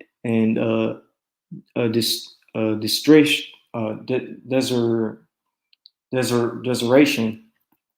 This might have been the period with the speakers of Proto-Semites passed through the Nile Delta from the west to the east and reached Western Asia, where written documents of the 3rd millennium BC preserve notable traces of pre-Semitic, and in Mesopotamia, also the pre-Sumerian substream. Thus, from North Africa, wave after wave of Semites migrations would have seemed to set forth. The earliest of these migrants and those who went furthest to the east were the Akkadians, who journeyed along the Fertile Crescent through Palestine and Syria and crossing over into Mesopotamia, reached northern Babylonia during 3000 BC and founded the first Semitic empire at Kish. The southern Semites would have had to reach the moist highlands of Yemen and the Hadrit after 2000 BC, following the collapse of the early Bronze Age culture in Palestine, while the Ethiopians would have crossed over to the Horn of Africa when drier conditions prevailed in South Arabia, 1500 through 500 BC. The Lycio Berbers continued instead to occupy the original language area of the speakers of Afro-Asiatic. Their African origins may even be confirmed by a relationship of Afro-Asiatic and Bantu languages, which form a single group of the larger Niger-Congo family. It's very interesting. Niger-Congo could be Afro-Asiatic. Now, anyways, it says down here, actually that goes into phenotype. I'm not going to get into that yet. So here's a good visual representation again of Proto-Afroasiatic coming out of North Africa during the Green Sahara period. All right. So here's another paper dealing with the origins of Afroasiatic. It says this extensive, well-grounded linguistic research places the Afroasiatic homeland in the southeastern Sahara or adjacent Horn of Africa. And when all the Afroasiatic branches are included, strongly indicate a pre-food producing Proto-Afroasiatic economy. A careful reading of Dinkoff shows his continuing adherence to his long-held position of an exclusively African origin for the family. He exquisitely describes Proto-Afroasiatic vocabulary as consists with non-food producing vocabulary and links it to the pre-Neolithic cultures in the Levant and in Africa south of Egypt, noting the latter to be older. Dinkoff does revise his location for the common Semitic homeland, moving it from entirely within Northeast Africa to areas straddling the Nile Delta and Sinai, but continues to place the origins of the 5 other branches of the Afroasiatic family wholly in Africa. One interpretation of the archaeological data supports a pre-food producing population movement from Africa into the Levant, consistent with the linguistic arguments for a pre-Neolithic migration of pre-Proto-Semitic speakers out of Africa via Sinai. All right, furthermore, the archaeological of Northern Africa does not support the genomic diffusion of farming populations from the Near East. From this continuity, it has been argued that the pre-food production of Caspian peoples spoke languages ancestral to the Berber or Chadic branches of Afroasiatic, placing the Proto-Afroasiatic period distinctly before 10,000 BC. Furthermore, there is evidence that cattle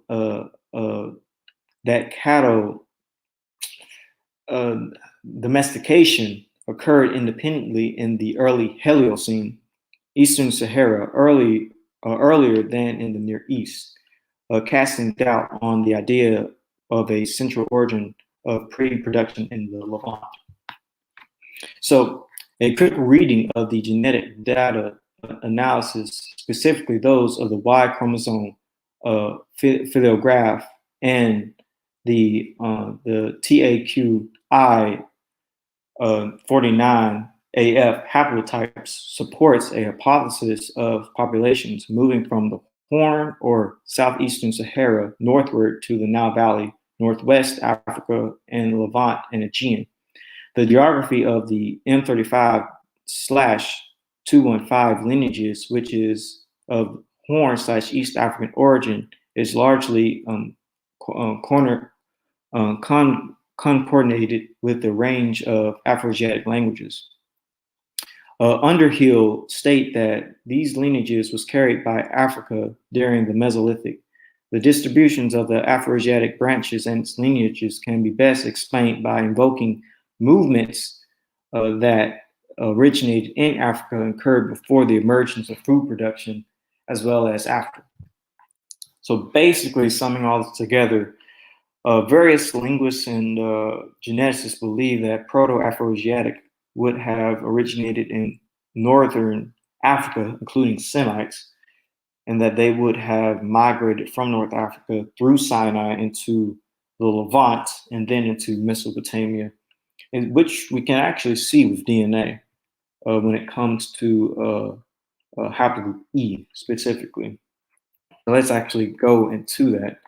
This paper actually deals with it. It says the expansion of the Neolithic farmers from the Middle East into Europe is also represented in the worldwide data, although suggesting a relatively localized area of impact, as mentioned before in the relation to African NRY history, a Mesolithic population carrying group 3 lineages with the M35/M215 mutation expanded northward from sub-Saharan to North Africa and the Levant.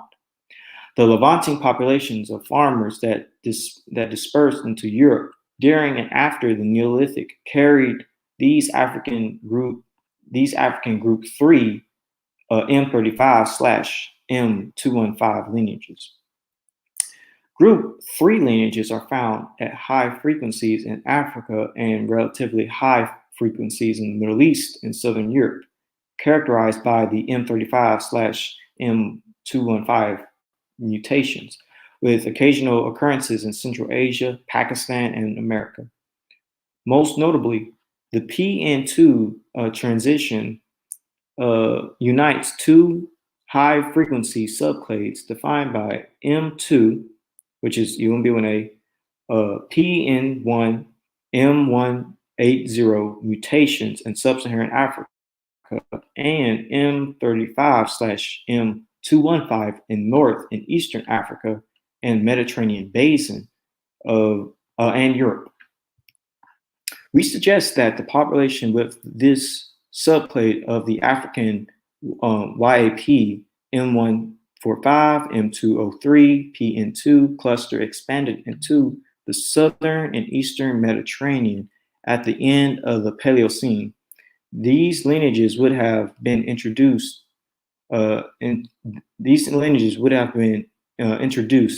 then from the Middle East into Southern Europe and to the lesser extent Northern India and Pakistan by farmers during the Neolithic expansion. Now, so here's like a map, one of many maps when it comes to E-96, basically being all throughout Africa, the Middle East, Europe, all the way to India.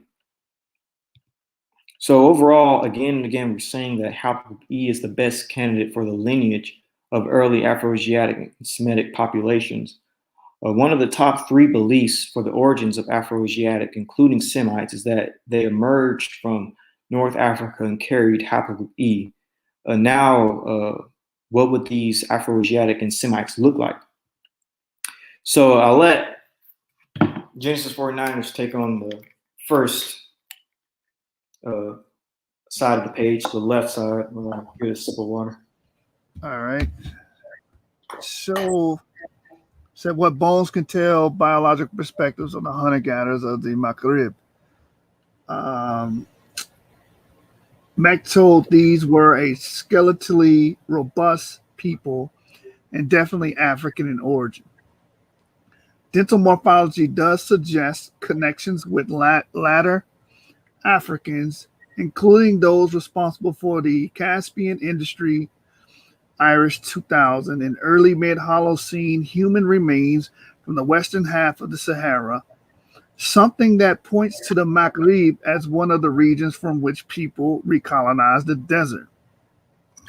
Another form of body modification was much more widespread and indeed a distinctive feature of the Ibero-Maurusian skeletal sample as a whole. This was the practice of removing 2 or more of the upper incisors, usually around puberty and from both males and females, something that probably served as both the passage and ethnic marker, just as does parts of the sub-Saharan Africa today. You want me to read the right side too? I got that. Unless you want to just go ahead and do it.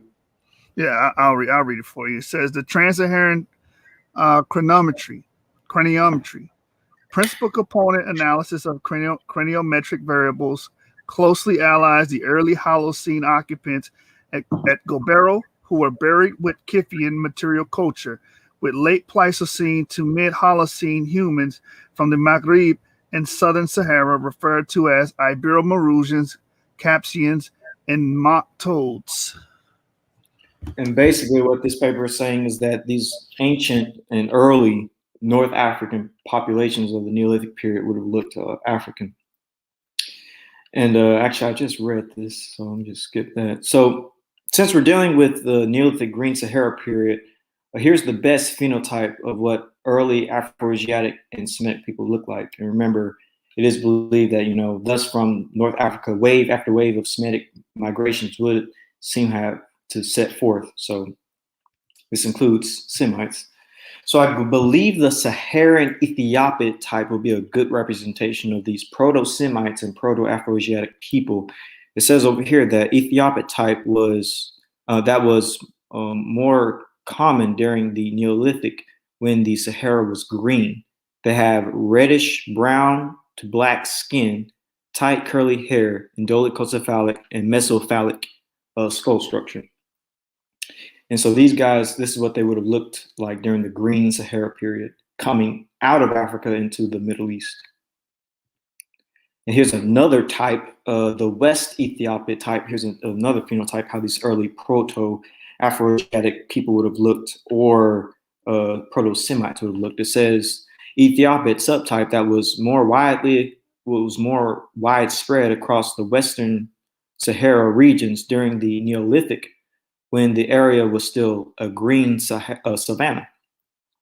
Reddish medium to dark brown skin, wavy to curly to tight curl hair, dolichocephalic. Pseudo-Semitic features may appear in some individuals, somewhat promiscuous. So here are good representations, two good representations.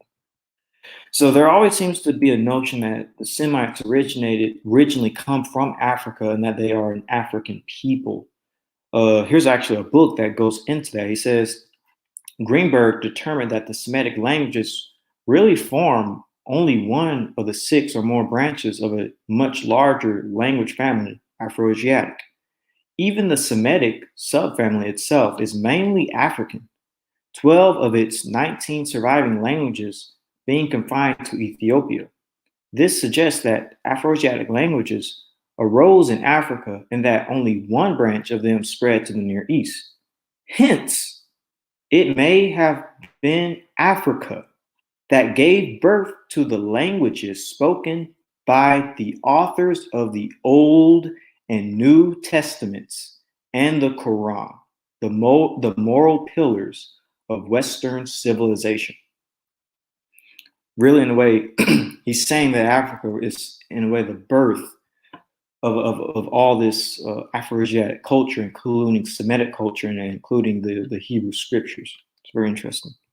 And also, geneticist, or should I say a linguist, proposes that this, Christopher Eric, he says, after all, the early Semites were just a few Africans arriving to find a lot of other people already in the area. So even he believes that Semites, the early Semites, should I say, were African. It's very interesting. So anyways, the ancestors of the Israelites, Afroasiatic Semitic people, could have emerged from North Africa.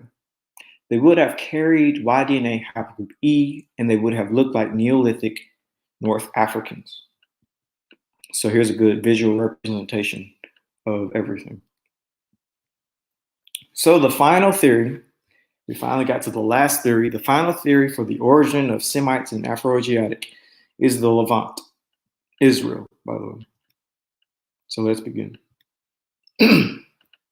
Actually, there's a better paper that goes into this. I don't feel like reading all of this, but basically summing this part up, he's basically saying that Natufians are the origins of Near Eastern cultures, and that Natufians were Afroasiatic people, it says down here, and that they show that Natufians spoke the Afroasiatic language just before this language started to, basically disperse into the daughter languages of Semitic, Cushitic, and Chadic. And here's actually the Natufian homeland and the Proto-Afroasiatic homeland. So now here I'm going to read, it says, given the modern distribution of Semitic languages over the area in question, which belong to the larger Afroasiatic family, it seems appropriate to suggest that these first farmers of the Levant and their Mesolithic predecessors, including the Natufian culture, were speaking a Proto-Afroasiatic language. It may be that Proto-Semitic continued to develop within the Levant and Syria area, since both Eblaite and Akkadian early Semitic languages are there attested early. Are there attested early, the former around 2400 BC. And again, here is the area of Natufian culture, as well as the Levant. And so right here it says this is dealing with languages and farmers and a little bit of DNA. It says Afroasiatic. The language family consists of 6 branches, 5 including ancient Egypt confined to North Africa, 1 Semitic, also extending in ancient times to Southwest Asia. That distribution suggests an African origin for the family, whose Semitic branch might then have spread into Southwestern Asia, but the overwhelmingly archaeological attested flow of the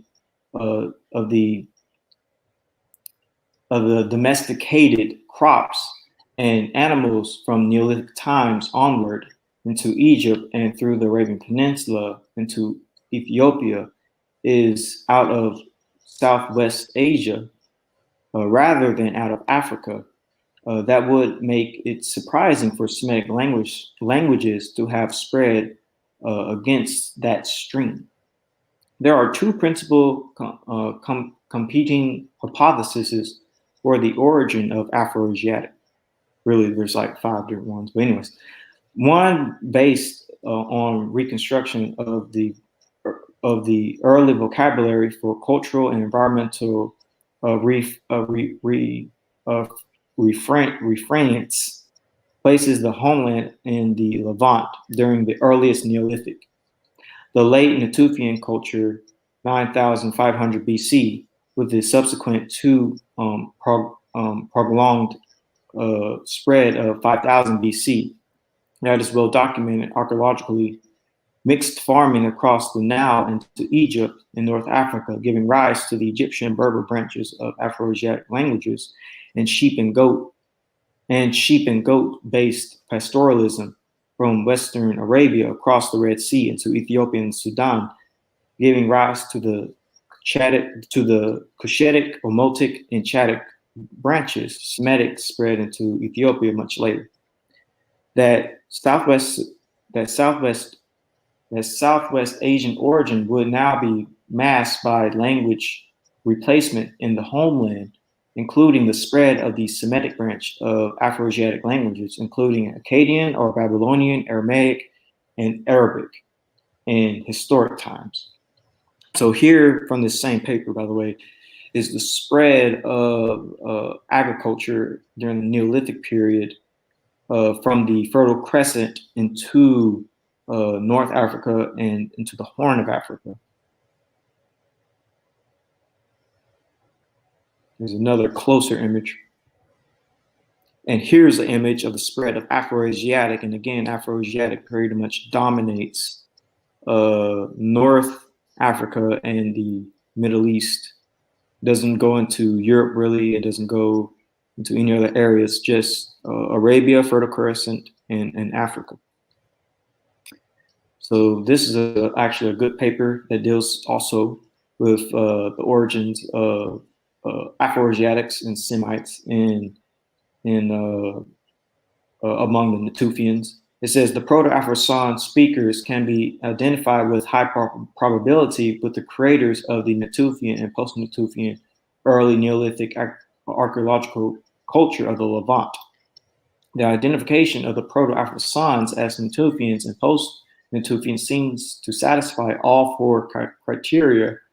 Besides the farming lexicon, there are 2 sets of reconstructed Proto-Afrosan terms pointing to the intercepted animal breedings. Finally, the Levant appears to be an attested region from where populations began to spread starting in the early Neolithic, covering not only wide tracts of southwestern Asia, but also the adjacent parts of the Mediterranean and Africa. So what's interesting about this is that they're basically saying that the Neolithic time period is when you see the spread of Afroasiatic, and this actually links with the spread of haplogroup E. According to this paper, it says the role of the Levant and Neolithic dispersal of E3B1-M35 sublineages is supported by the data. So it's likely that haplogroup E spread from, well, it is a fact that haplogroup E spread from the Levant in the Neolithic period, which matches with the spread of Afroasiatic in the Neolithic period. It's actually a good representation, a visual representation of E-M35 spreading into North Africa, spreading into Mesopotamia, spreading into Anatolia, even into Arabia and into the Horn of Africa. And there are different branches that you see haplogroup E in more places than others. And here are also the dates that you see. This is 2019 version. And here's also a map showing the migration of Afroasiatic into the North Africa, the Horn of Africa, and the Middle East.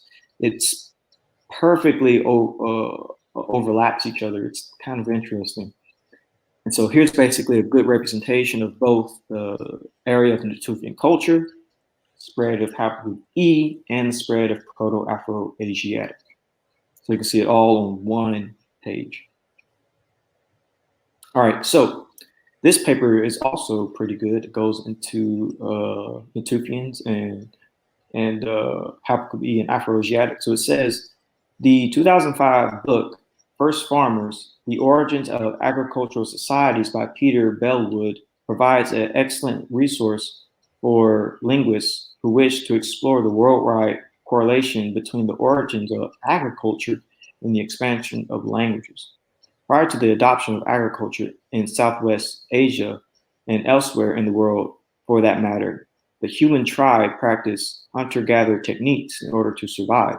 The evolution of agriculture in Southwest Asia generally follows a series of cultural transitions that begin with the Natufians, followed by the pre-pottery Neolithic A and pre-pottery Neolithic B, and then finally the development of pottery itself. The Natufians stand as an important cultural transition because they were the first, or should I say the last, hunter-gatherers in the Middle East.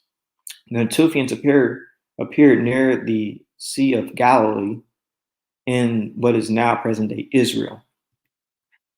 So the Afroasiatic language family consists of 376 languages.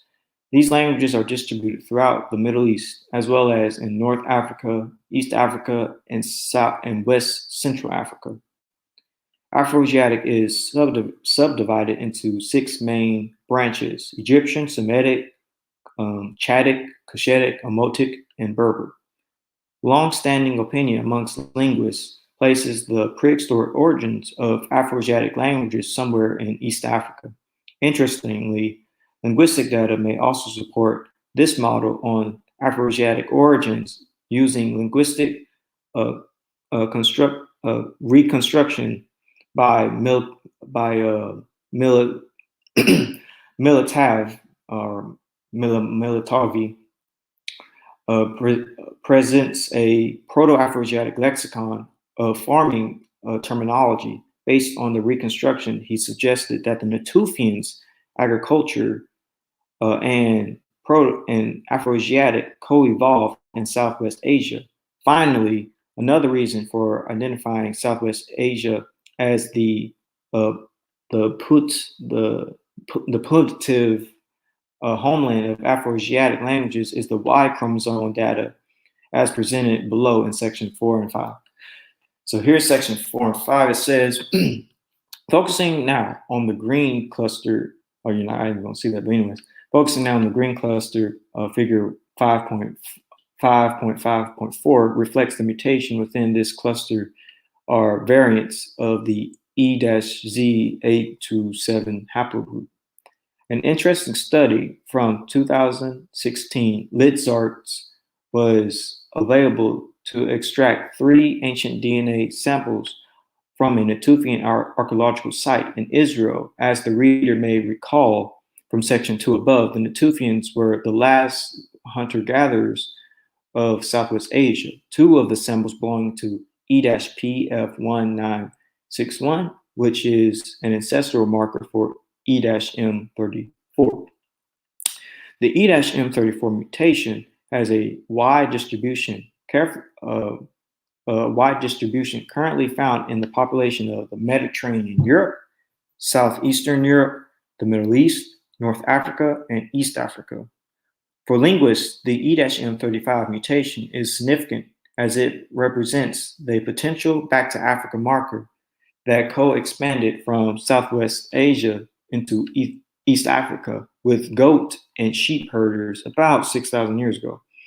This Neolithic migration, as the reader may recall from section 3 above, appears to have carried Afroasiatic languages from Southwest Asia to East and North Africa. The ancient Natufian Y chromosome data, as just presented, supports this position because the E-PF1961 mutation is an upstream marker for E-M34. Thus, E-M34 probably involved in the Middle East. Additionally, an analysis of contemporary genetic data also supports Middle Eastern and agricultural origins of Afroasiatic languages in East Africa.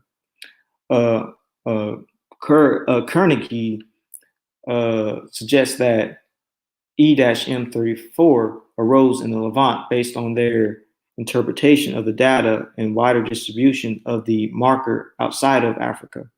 Additionally, Cadnis, 2008, date the E-M123 mutation in the Middle East to about 11,000 years ago, which potentially places the evolution of the downstream E-M34 mutation during the Southwest Asian Neolithic. Now let's actually visualize this mutation from the Levant, and also let's visualize the mutation of haplogroup E as well as Afroasiatic languages from the Levant. So here's a good video.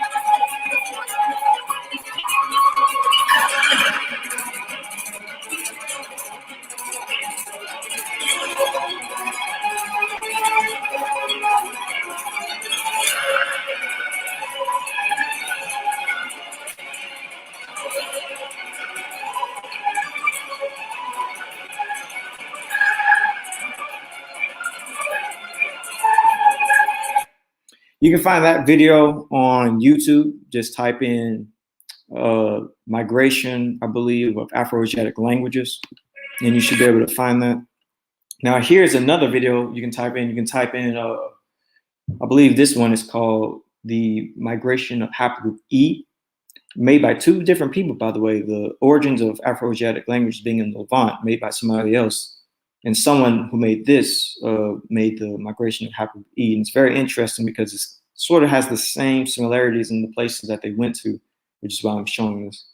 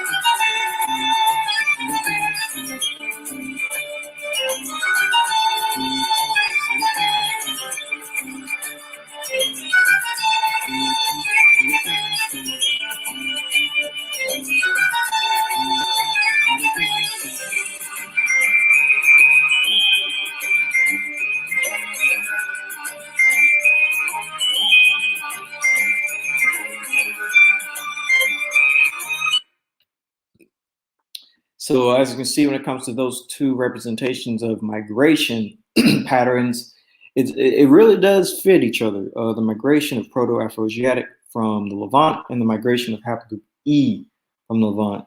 And so, it's actually believed now, let's shift our shift our minds to Semites specifically. It's believed that Semites come and descend from the Natufians, who are Neolithic Levantines. So from this book, it says, this paper makes an additional inference since there is archaeological and physical anthropological reason to believe that the Natufians were related to modern Semitic-speaking peoples of the Levant.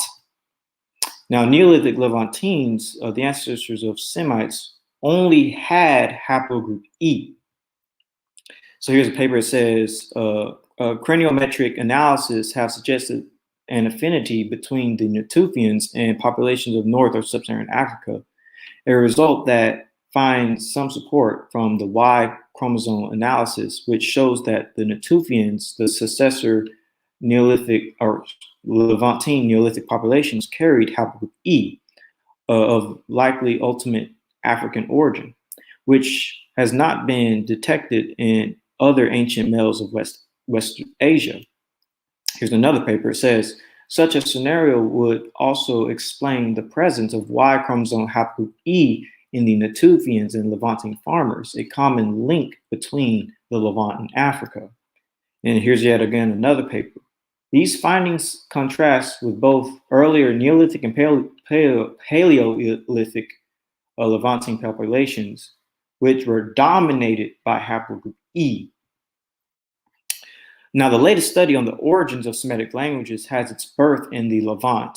It is, of course, the area where Natufians were, and likely, these Semites would descend from the Natufians. So here's the paper that deals with the most recent origins for Semitic languages. So it says, the evolution of languages provide a unique opportunity to study human population history. The origin of Semitic and the nature of dispersals by Semitic-speaking populations are of great importance to our understanding of the ancient history of the Middle East and Horn of Africa. Our statistical tests of alternative Semitic history support and support and into in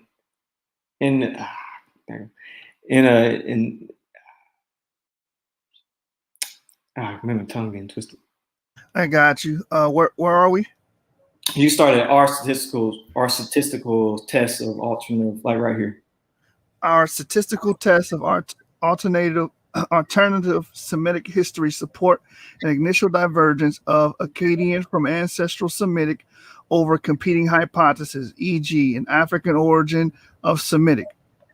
We estimate an early Bronze Age origin for Semitic approximately 5,750 years ago in the Levant, and further propose the contemporary Ethio-Semitic language of Africa reflects a single introduction of early Ethio-Semitic from southern Arabia approximately 2,800 years ago.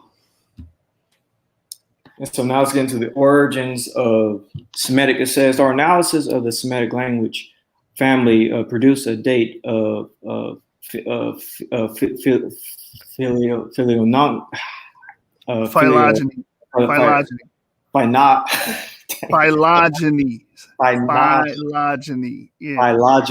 Man, my tongue. Phylogeny that estimates the origin of Semitic at approximately 4,400 through 7,400 YBP.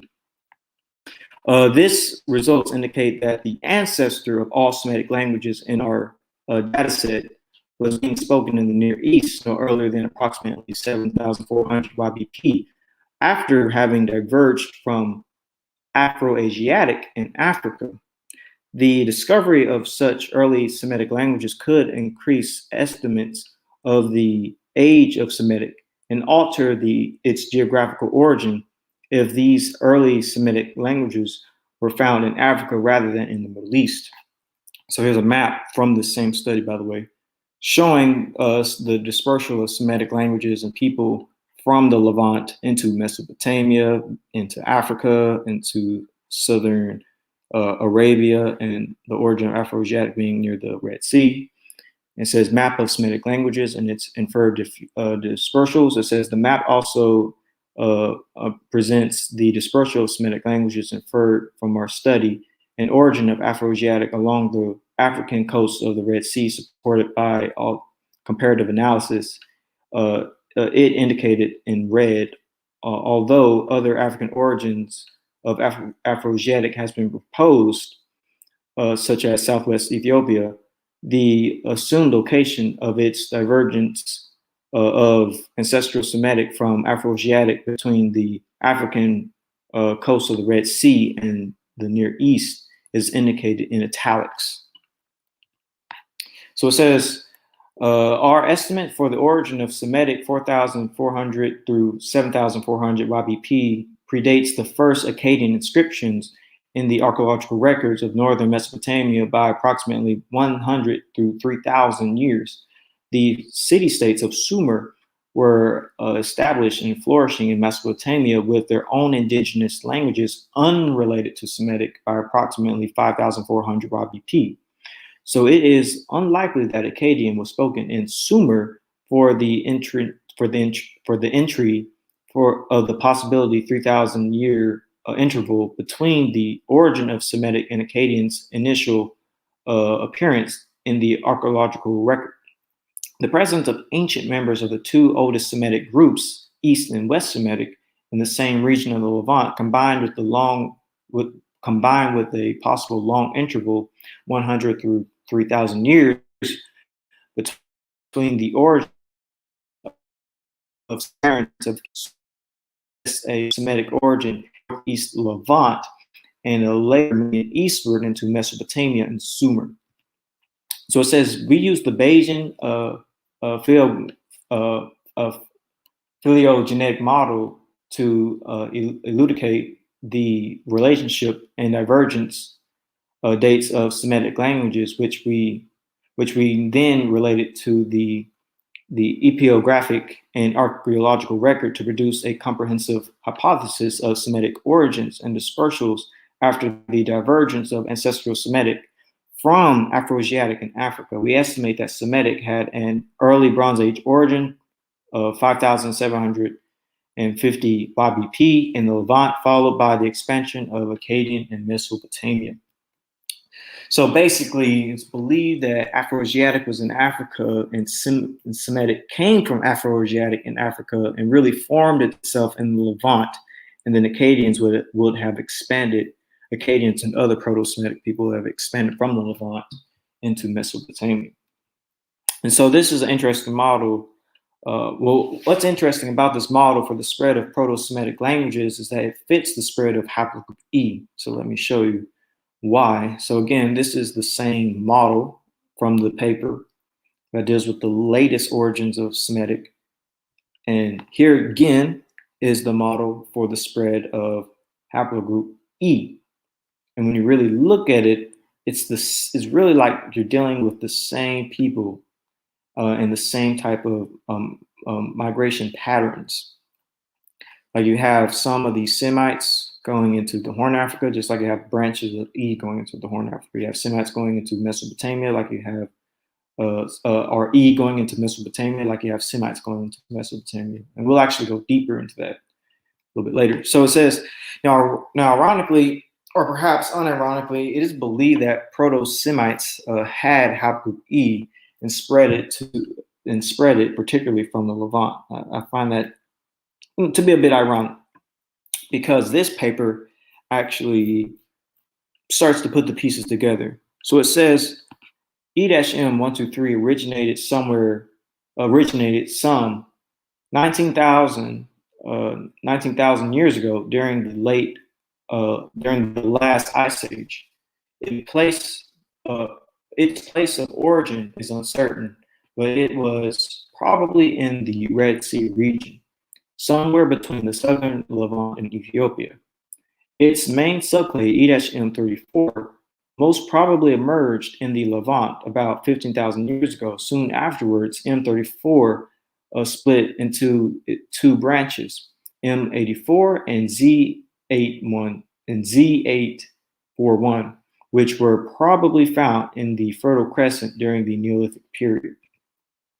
And this is the Fertile Crescent, just in case no one quite knows what that region is. Fertile Crescent includes the Levant and Egypt. And this is where E likely was. So it says E-M34 lineages experienced a much more dramatic expansion during the Chalcolithic, which is the Copper Age period.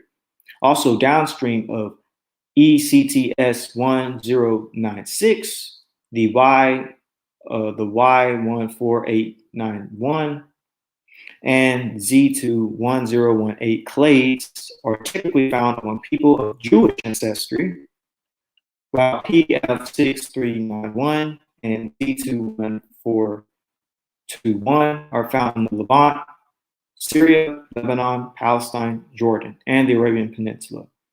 F1382 appears to have expanded during the Iron Age from the Levant to the Arabian Peninsula, where it is almost exclusively found. Now, when I named all those clades like CTS 1096, those are different branches of E, by the way. So actually, here's a good representation of E migrating into Mesopotamia. Here's the old clade of M34 in the Levant. And then here's another clade. This one is actually 17,900 YBP. Then here's another clade that comes a few years later, 15,000 years later, in what's really in between the Levant and Mesopotamia. And then here's another clade as well that we see. These are ancient clades that we found in archaeology. And here are actually the people that belong specifically, let's say, to the clade Z841. For instance, you find Iranians with it, Armenians, Arabs, Kurds, Syrians, Persians, and people of that nature. I could take a bunch of screenshots of all the people that have it, but I'm just took this one just to show you the general people who have this ancient E marker. And then here's another one. This one is 7,500 years old, which is a lot sooner or later. Well, no, sooner. And you found a lot of Middle Eastern and Southern Europeans with this one as well. And this one's in Mesopotamia, the clay we found. And then here's another one, which is 4,600 years ago, which is around the time of the early Bronze Age, possibly late Chalcolithic, but early Bronze Age. And again, you find a lot of Middle Easterners with this one, and it's dead in the center of Mesopotamia. And you sort of see this migration of various ancient E markers we find slowly moving its way out of the Levant into the Mesopotamia region, which could have been more than likely is these Akkadians or Proto-Semitic people like Akkadians coming into Mesopotamia. And you also have some going south to places like Yemen. But anyways, this paper actually confirms and says that E-M34 is the main Middle Eastern variety of E1B1B and is thought to have arrived with the Proto-Semitic people in the late Copper to early Bronze Age.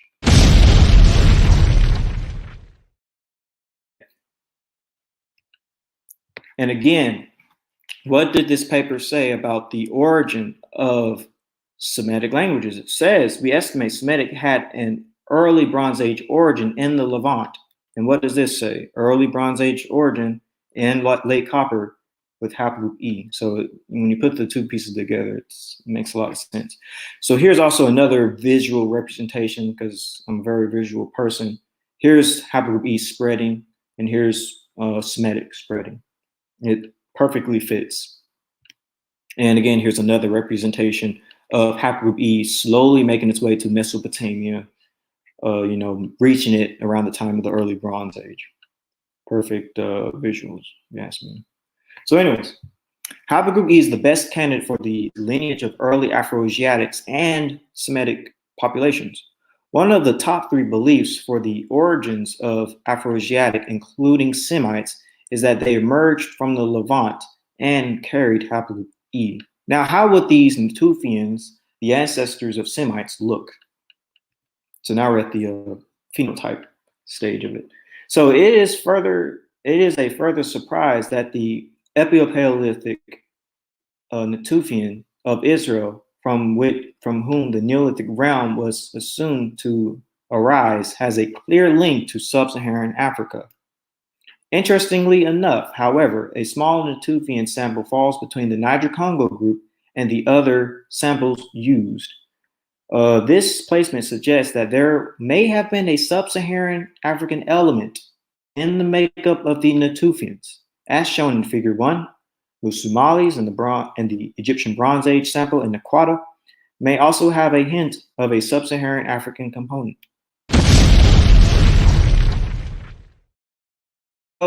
Dahomey and Heya samples were run as a Niger-Congo twin.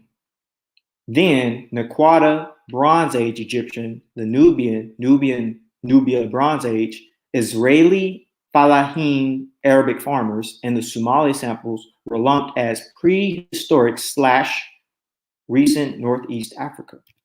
So here's a model showing that really a Natufian, like this is dealing with like, what's the word? Biology, it's dealing with the biology of Natufians.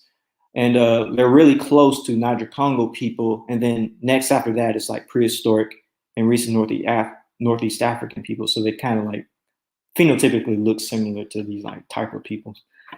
And basically Natufians like dead center in between a Niger-Congo and a prehistoric / Northeastern African type. He's like in between. So it says the Niger-Congo speakers, the Home, Congo, and the Heya cluster closely with each other and a bit less closely with the Nubian sample, both the recent and Bronze Age Nubians, and more remotely with the Naquata Bronze Age sample from Egypt or of Egypt, the modern Somalis and the Arabic-speaking Falahim farmers of Israel. When those samples were separated and run in a single analysis, as in Figure 1, there clearly is a tie between them that is diluted the further one gets from sub-Saharan Africa. And so the conclusion is if the late Paleocene Natufian sample from Israel is the source from which that Neolithic spread was derived, then there was clearly a sub-Saharan African element present in almost equal importance as the late prehistoric Eurasian element. So basically, they're saying that there definitely was like a sub-Saharan African element in the Neolithic Levant and Israel. And so what would a Natufian look like? Because it sort of gives us an idea. So here's actually a reconstruction of a Natufian from Jericho. And as you can see, his features are very interesting. And I actually put his face against Common. And if you ask me, Common does look a lot like the Natufian, and the Natufian does look a lot like Common. Would you agree, Genesis? Yeah, man. Yeah, man. I can see those same particular facial features in the cheek and around the jaw ridge. Yeah. The nose and the lips and whatnot. But moving on now. So the ancestors of the Israelites, which would be Afroasiatic Semitic people, could have emerged from the Levant or Israel. They would have carried haplogroup E, and they would have looked like Natufians. And here's just a full representation of everything I just said in one photo. The migration of haplogroup E, the migration of Semitic, the Natufian homeland being in the Levant, Proto-Semitic being haplogroup E, and what a Natufian would look like. So putting everything together that we said, what are the locations for the origins of Afroasiatic? The Horn of Africa, Yemen, Arabian Peninsula, Eastern Sahara, Nile Valley, Red Sea region, North Africa, Sahara Sahel region, Levant, Natufians. So the Horn of Africa, Yemen, Arabian Peninsula, Eastern Sahara, North Africa, and the Levant. These are the general homelands for the origin of Afro-Asiatic people. These are the general regions. Here's just a visual representation of all the places that is believed Proto-Afro-Asiatic, including Semitic, originated from. And actually, what's interesting about the origins of Afro-Asiatic is that it matches the exact same origins for haplotype E. So, because this is where various E clades are believed to have emerged. And actually, if you were to overlap the origins of Afro-Asiatic and the origins of haplotype E, they fit quite well with each other. So, but generally, it's believed that the origins of Afro-Asiatic was either in the Horn of Africa, Eastern Sahara, North Africa, or with Levantine Natufians. Here's actually a good visual representation of that. And it says a commonly proposed homeland is northeastern Africa, particularly in or near Ethiopia, in part due to the presence of many branches of the family in or near that region and in Africa. According to others, words of fauna and flora and evidence of linguistic contact with language families known to have spoken in Eurasia suggest that its homeland was in the Middle East, probably the Levant. Some geneticists and archaeologists have argued for a back migration of Proto-Afro-Asiatic speakers from Western Asia to Africa as early as the 10th millennium BC. It has been suggested that the Natufian culture might have spoken a Proto-Afro-Song language just as prior to the disintegration into sub-languages. The hypothesis is supported by Afro-Asiatic terms for early livestock and crops in Anatolia and Iran, but would then imply that the branches others other than Semitic develop outside of the proposed homeland. And according to linguistic Valakov, Blazik, the possibility of language similar to Cushitic being formally spoken originally in the South Arabia also speaks for a Middle Eastern origin. But some other proposals posit Northern Africa or the Horn of Africa as possible places of origin. So basically, they're saying have it highlighted the different origins. Some saying it's it's the Horn of Africa. Some saying it's the Sahara. Some saying it's the Levant. These are the main origins. It says right here, Proto-Semitic is a hypothetical reconstructed proto-language ancestral to Semitic languages. There is no consensus regarding the location of Proto-Semitic homeland. I'm not going to say that word, but I know it means homeland. Scholars hypothesize that it may have originated in the Levant, the Sahara, or the Horn of Africa, and the view that it arose in the Arabian Peninsula has also been common historically. And the time period tends to be 3,750 BC. And again, this basically is saying the same thing. It basically says the Semitic family is a member of the larger Afro-Asiatic family, all of whom other 5 or more branches have their origins in North Africa or the Maghreb. Largely for this reason, the ancestors of Proto-Semitic speakers were originally believed by some to have first arrived in the Middle East from North Africa, possibly as part of the operation of the Sahara pump around the late Neolithic.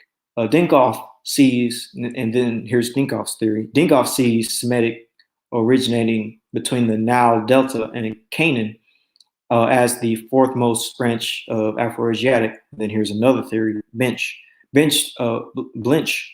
even wonders whether the highly divergent Goreg languages indicate an origin in Ethiopia, with the rest of the Ethiopic Semitic, a later back migration. And then here's another theory saying that according to Christy G. Turner II, there is an archaeological and physical anthropological reason for a relationship between modern Semitic speaking populations of the Levant and the Natufian culture. So yet again, the three main theories for the origin of Afroasiatic and Proto-Semitic is the Horn of Africa, Red Sea of the Eastern Sahara, and the Levant. Just drilling that in. So all these origins are fascinating, but the Levant origin of Afroasiatic is particularly interesting because many geneticists do believe that haplogroup E has a Levant / Eurasian origin, and it was part of a back to Africa migration. So here's a paper down below. I have the link that you can type in on Google for those that are wondering what I'm reading.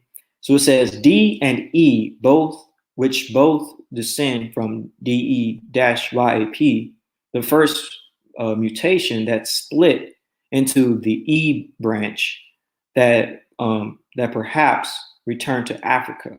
It's believed that E returned to Africa, according to this particular study.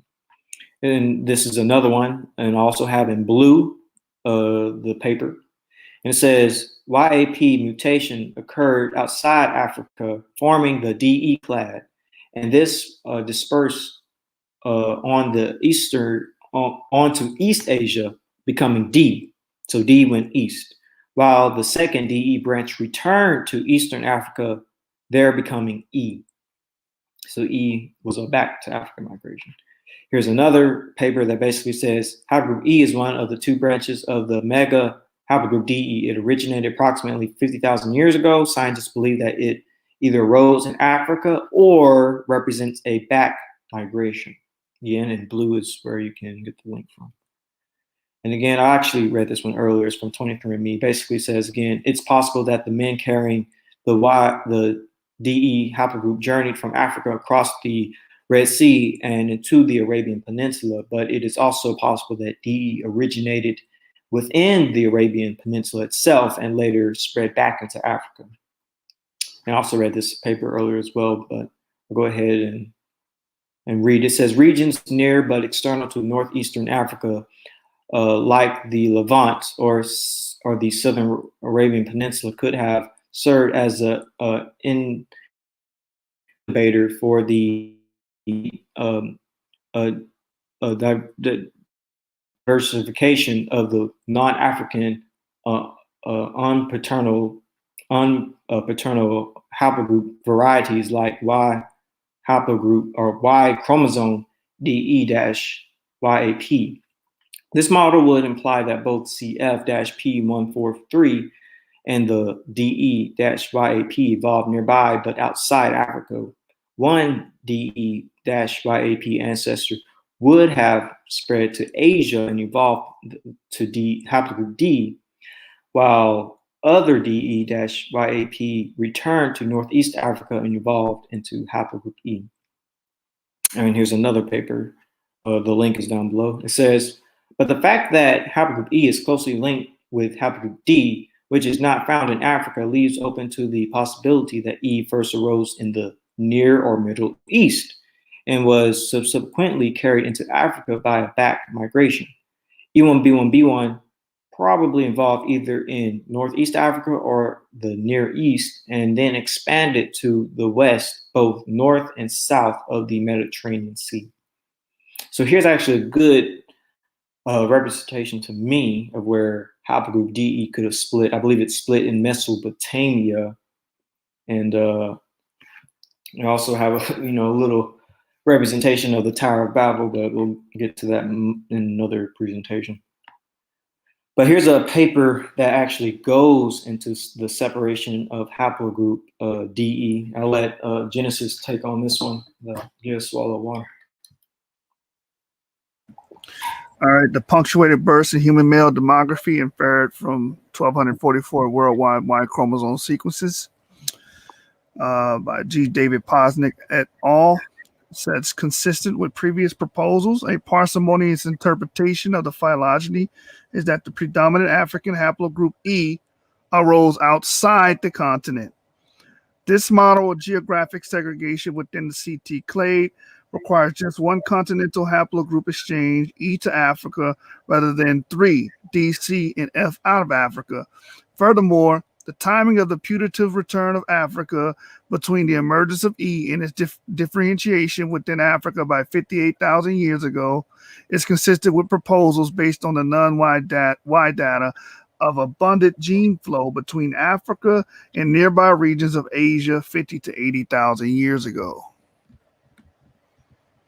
And again, we're continuing with the known fact that E likely originated outside of Africa. Here's another study that goes into it. It says such an ancestral node would imply that DE is a subset of Eurasian variation, that therefore the African YAP chromosomes could be considered as due to a back migration from Asia. Here's yet another study. Actually, I read this one actually. I read that one. And I read that one as well. All right, so here's another study. It says, in contrast, Hammer and Attilidid and Hammer of 1997 hypothesized an alternative Asian origin. The lineage that acquired the YAP insertion of polymorphism is divided into two subclusters, haplogroup E, found today in Africa and the Mediterranean, and haplogroup D, found in Japan and Southeast Asia. Y chromosome data on Indian populations reveal that the parental lineages of present-day populations is predominantly derived from the original Indian gene pool rather than a recent influx. And here's another paper, by the way, a new one.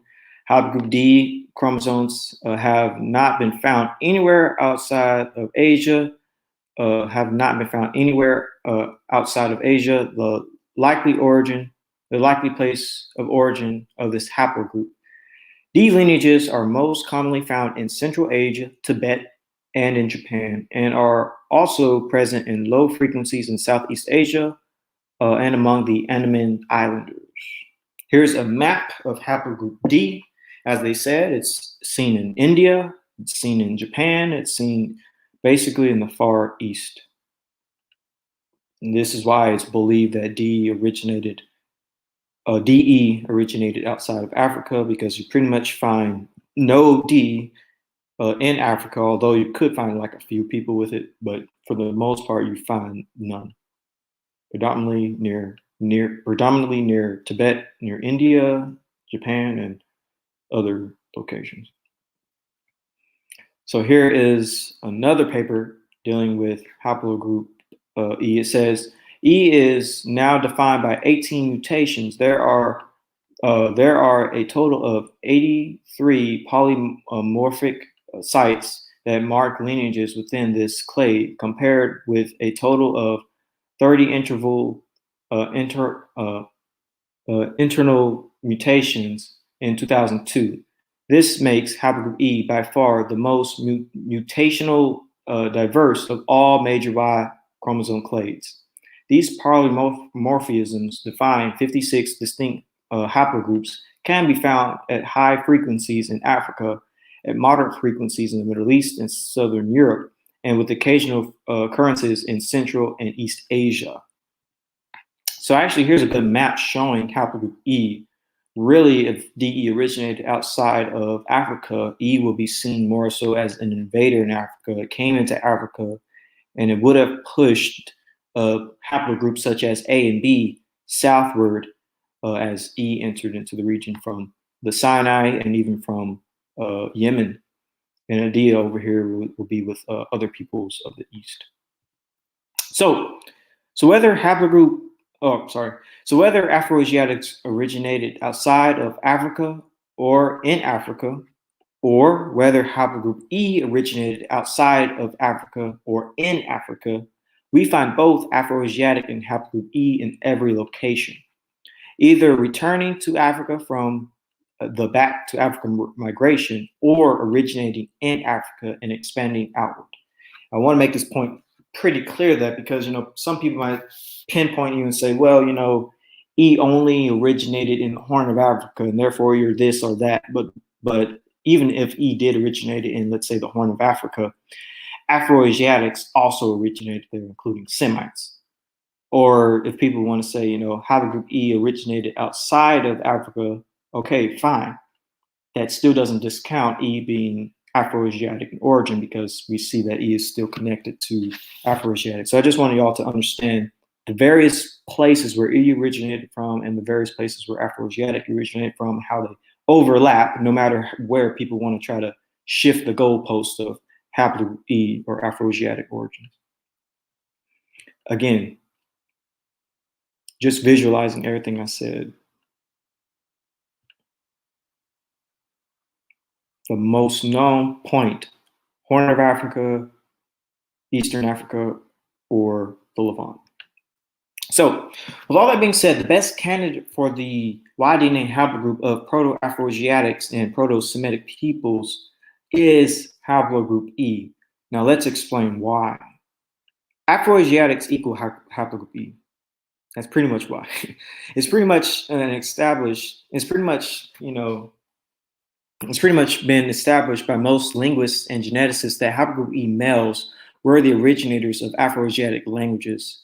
You know, as I read earlier, most papers sort of point to this idea that Iwembiwembi lineages are closely linked to the diffusion of Afroasiatic languages. Here's another book that goes over it. It says most of the Afroasiatic speakers share a lineage defined by YAP descent called PN2-215-M35. Here's yet another one. The Proto-Afroasiatic group carrying the E-P2 mutation may have appeared at this point in time and subsequently gave rise to the different major population groups, including current speakers of the Afroasiatic languages and pastoralist populations. So many papers do allude to the idea that E is Afroasiatic and vice versa. And if you look at a map of Afroasiatic languages and a map of haplogroup E, both of them overlap each other. So here again is a map of Afroasiatic languages, and here is a map of haplogroup E. Now, if you overlap them, they perfectly fit each other like a puzzle piece. Haplogroup E and Afroasiatic are definitely one and the same. The early Afroasiatic speakers would have carried haplogroup E, and we still see it in their descendants to this day, you know, thousands of years later. It's pretty much believed by Christopher Eric and Shomakov Kites have suggested that geography of Iwembiwembi lineages coincides with the distribution of Afroasiatic languages. So Afroasiatic and haplogroup E hauntingly overlap one another. It's not shocking why most scholars would agree haplogroup E men were the first Afroasiatic speakers and spread both their language and Y-DNA.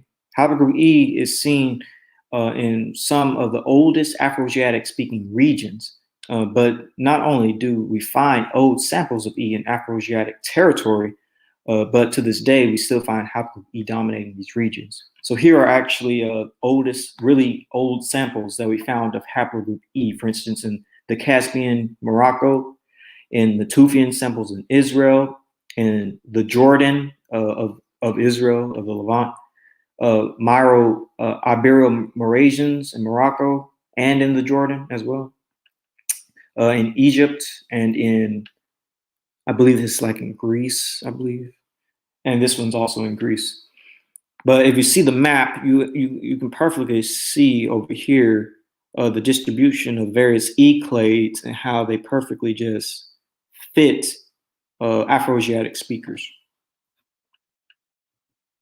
Here's also another visual representation, just in case you couldn't see that. Afroasiatic languages, Iwembiwembi, everything lines up perfectly when you can visualize E and Afroasiatic. Afroasiatic and haplogroup E also fits well with the migration of both the language and the haplogroup, as well as pastoralism from the Levant region. So I'm actually going to show this when it comes to that. Also, here's Afroasiatic and haplogroup E as well. But With that being said, seeing how well Afroasiatic and haplogroup E overlap, I agree with linguists and geneticists that haplogroup E is the founder of Afroasiatic, because when we look at the most ancient societies and civilizations, we do see E right in the center of these people. Let me just show you a larger map of this, the Afroasiatic language group and civilizations along with haplogroup E. I think it perfectly fits well than any other haplogroup would. Haplogroup E is found in the regions that were influenced. Haplogroup E is even found in regions that were influenced by Afro-Asiatic speakers, such as Greece, because the Greek alphabet comes from Afro-Asiatic, if you didn't know. So here's actually like a timeline map of Afro-Asiatic all the way to Greece, beginning with ancient Egyptian to Proto-Sinaitic to Phoenician to Greek to Etruscan to Latin.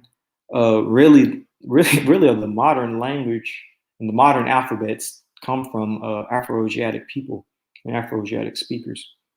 When you look at the timeline of it, the Greeks specifically got their alphabet from the Phoenicians, though. So here's actually a good visual map of the language scripts coming from Egypt into the Levant, into Greek, into the Balkans, and into Italy. And here's actually a visual representation of Proto-West Semitic, and then to Proto-Central Semitic, to Northwest Semitic, to Phoenician, and also to Greek.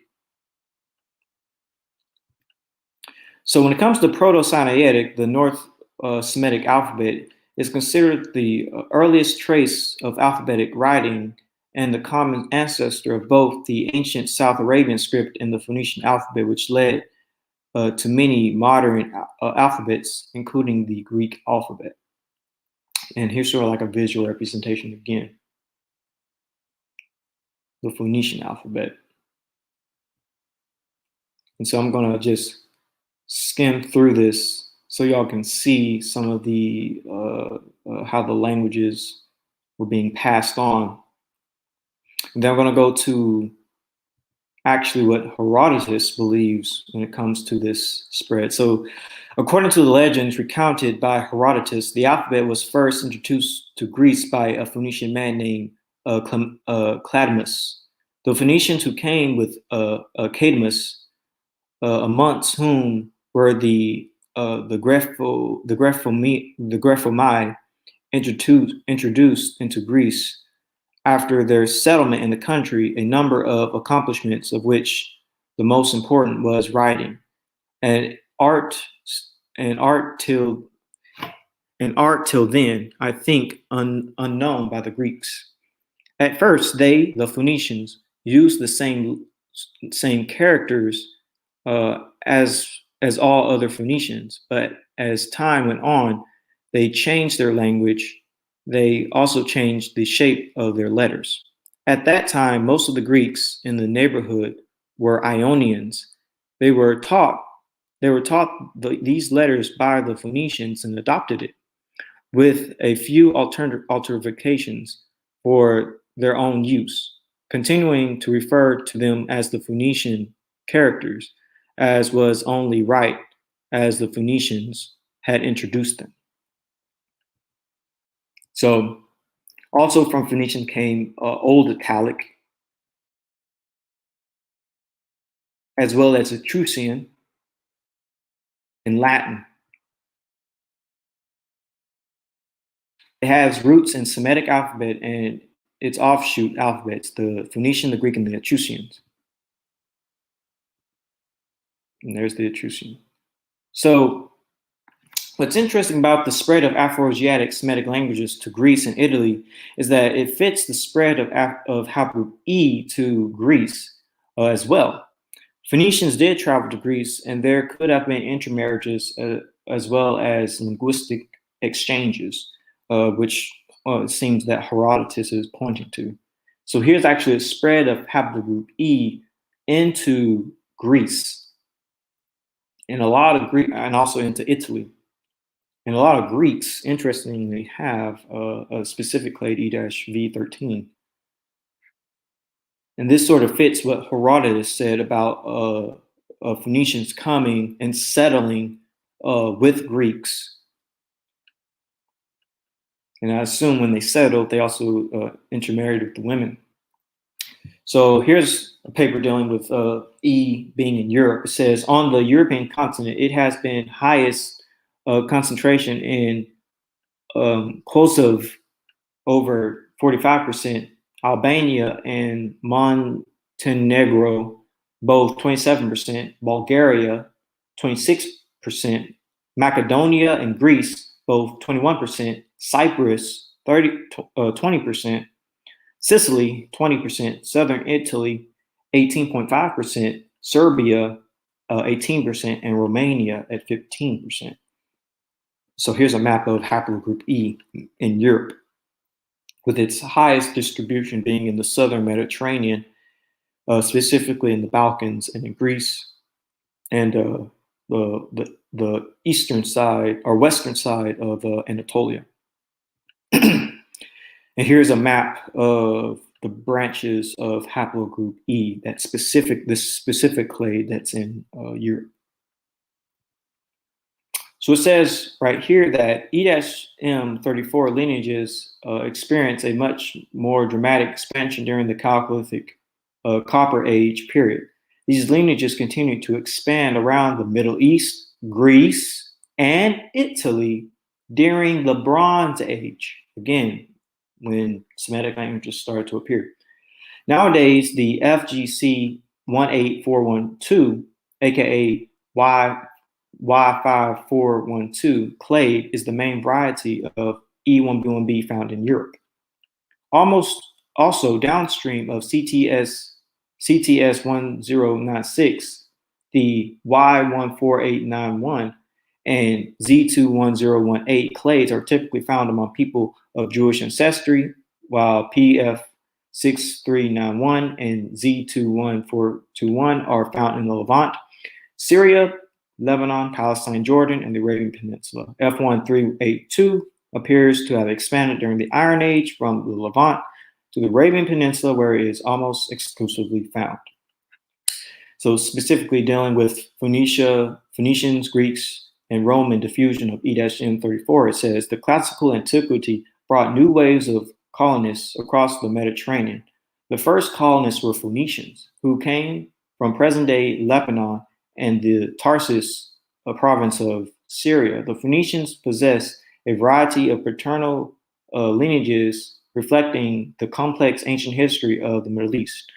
One of them was E-M34, notably Levantine clades like Y155558 and Z21421, which makes up about 15% of modern Lebanese Y-DNA, but was probably higher before the Greek, Roman, Arabic, Byzantine, medieval Crusader, and Ottoman occupations altered the gene pool, the local gene pool. So basically, this is saying that E could have been in the Lebanese even at a higher percentage in the past before all these other groups started entering the Levant. But anyways, it says that E-M34 is the main Middle Eastern variety of E1B1B, and it's thought to have arrived with the Proto-Semitic people in the late Copper to early Bronze Age. The Phoenicians would have spread E-M34 to Cyprus, Malatina, Sicily, Sardinia, Iberia,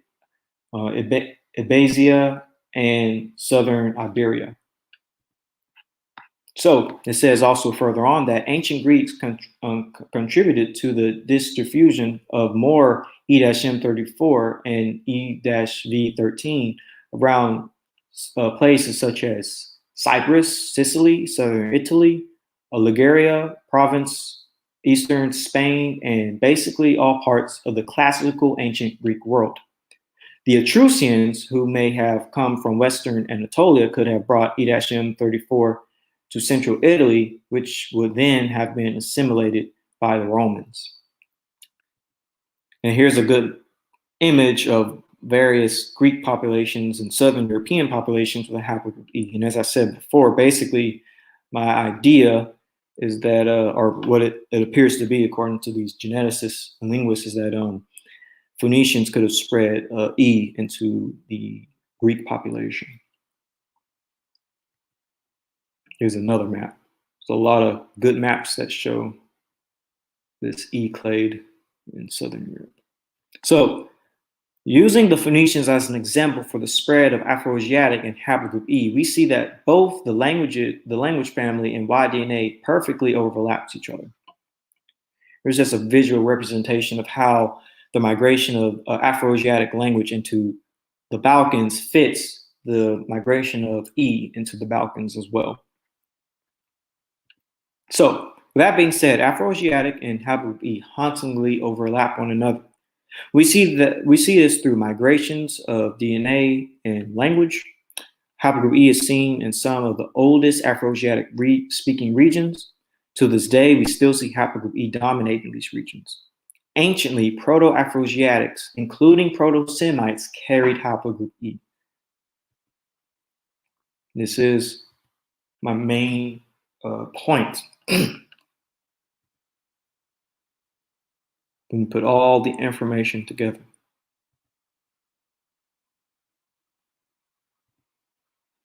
Therefore, logically speaking, it would only make sense for the Israelites and their ancient ancestors to have carried haplogroup E through the paternal line of Proto-Semites. So, Proto-Afroasiatic phenotype. Now we're on a new topic. We looked into the best likelihood for Y-DNA of Israel's ancestors. This was dealing with genotype. Now let's look into phenotype. With that being said, what did the ancestors of Israel look like? I wonder if I have to do a Q&A right now and then go into phenotype one, or should I just go ahead and get into phenotype? What do you think, Genesis?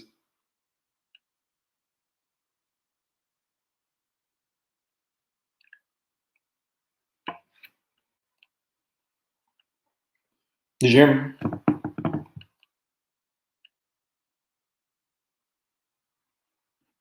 Because I could keep going, get into phenotype, and then do a Q&A there.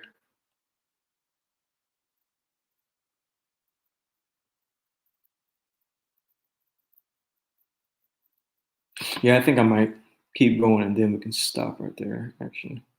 All right, so looking into the origin, location, and time frame of Afroasiatic people, the language, Afroasiatic people and language actually gives us a good idea of how the original Afroasiatic speakers would have looked. Let's recap the location and time frame of Proto-Afroasiatics. So it's believed that Proto-Afroasiatics, including Semites, originated in the Horn of Africa, Eastern Sahara, North Africa, or the Levant. Proto-Afroasiatics emerged during the pre-Neolithic, Neolithic, or late Neolithic periods. Let's see how Proto-Afroasiatics would have looked in these regions.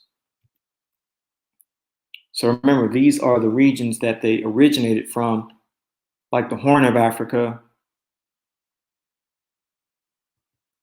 And we said that Proto-Ethiopid would probably be the best phenotype for these early people, Omotic as well. And then we looked into the Eastern Sahara. So Proto-Afroasiatics from the Eastern Sahara probably would have looked like a Northern Ethiopid type. And then we also looked at North Africa. And I believe that when it comes to Proto-Afroasiatics and Semites from North Africa, they would have had a Saharan Ethiopid phenotype or a West Ethiopid phenotype. And of course, we looked at the Levant. And when it comes to the Levant, they would have looked like Natufian peoples.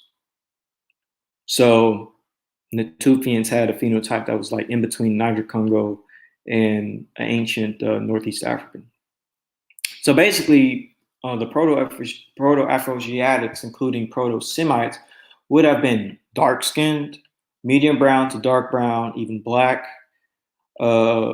dark hair or black, dark eyes, dark brown or black. we're basically dealing with very dark-skinned populations during the Neolithic era. It seems that these indigenous peoples would have been, dark complected.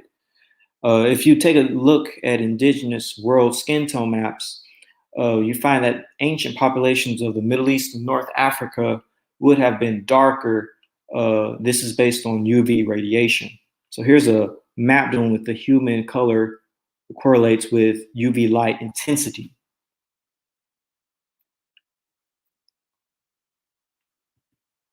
And here's the UV rays.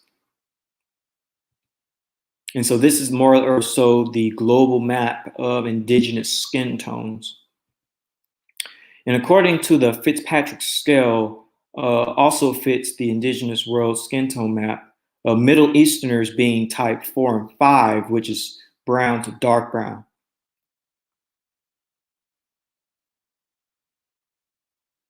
So type 4 is like moderate brown, and type 5 is like dark brown.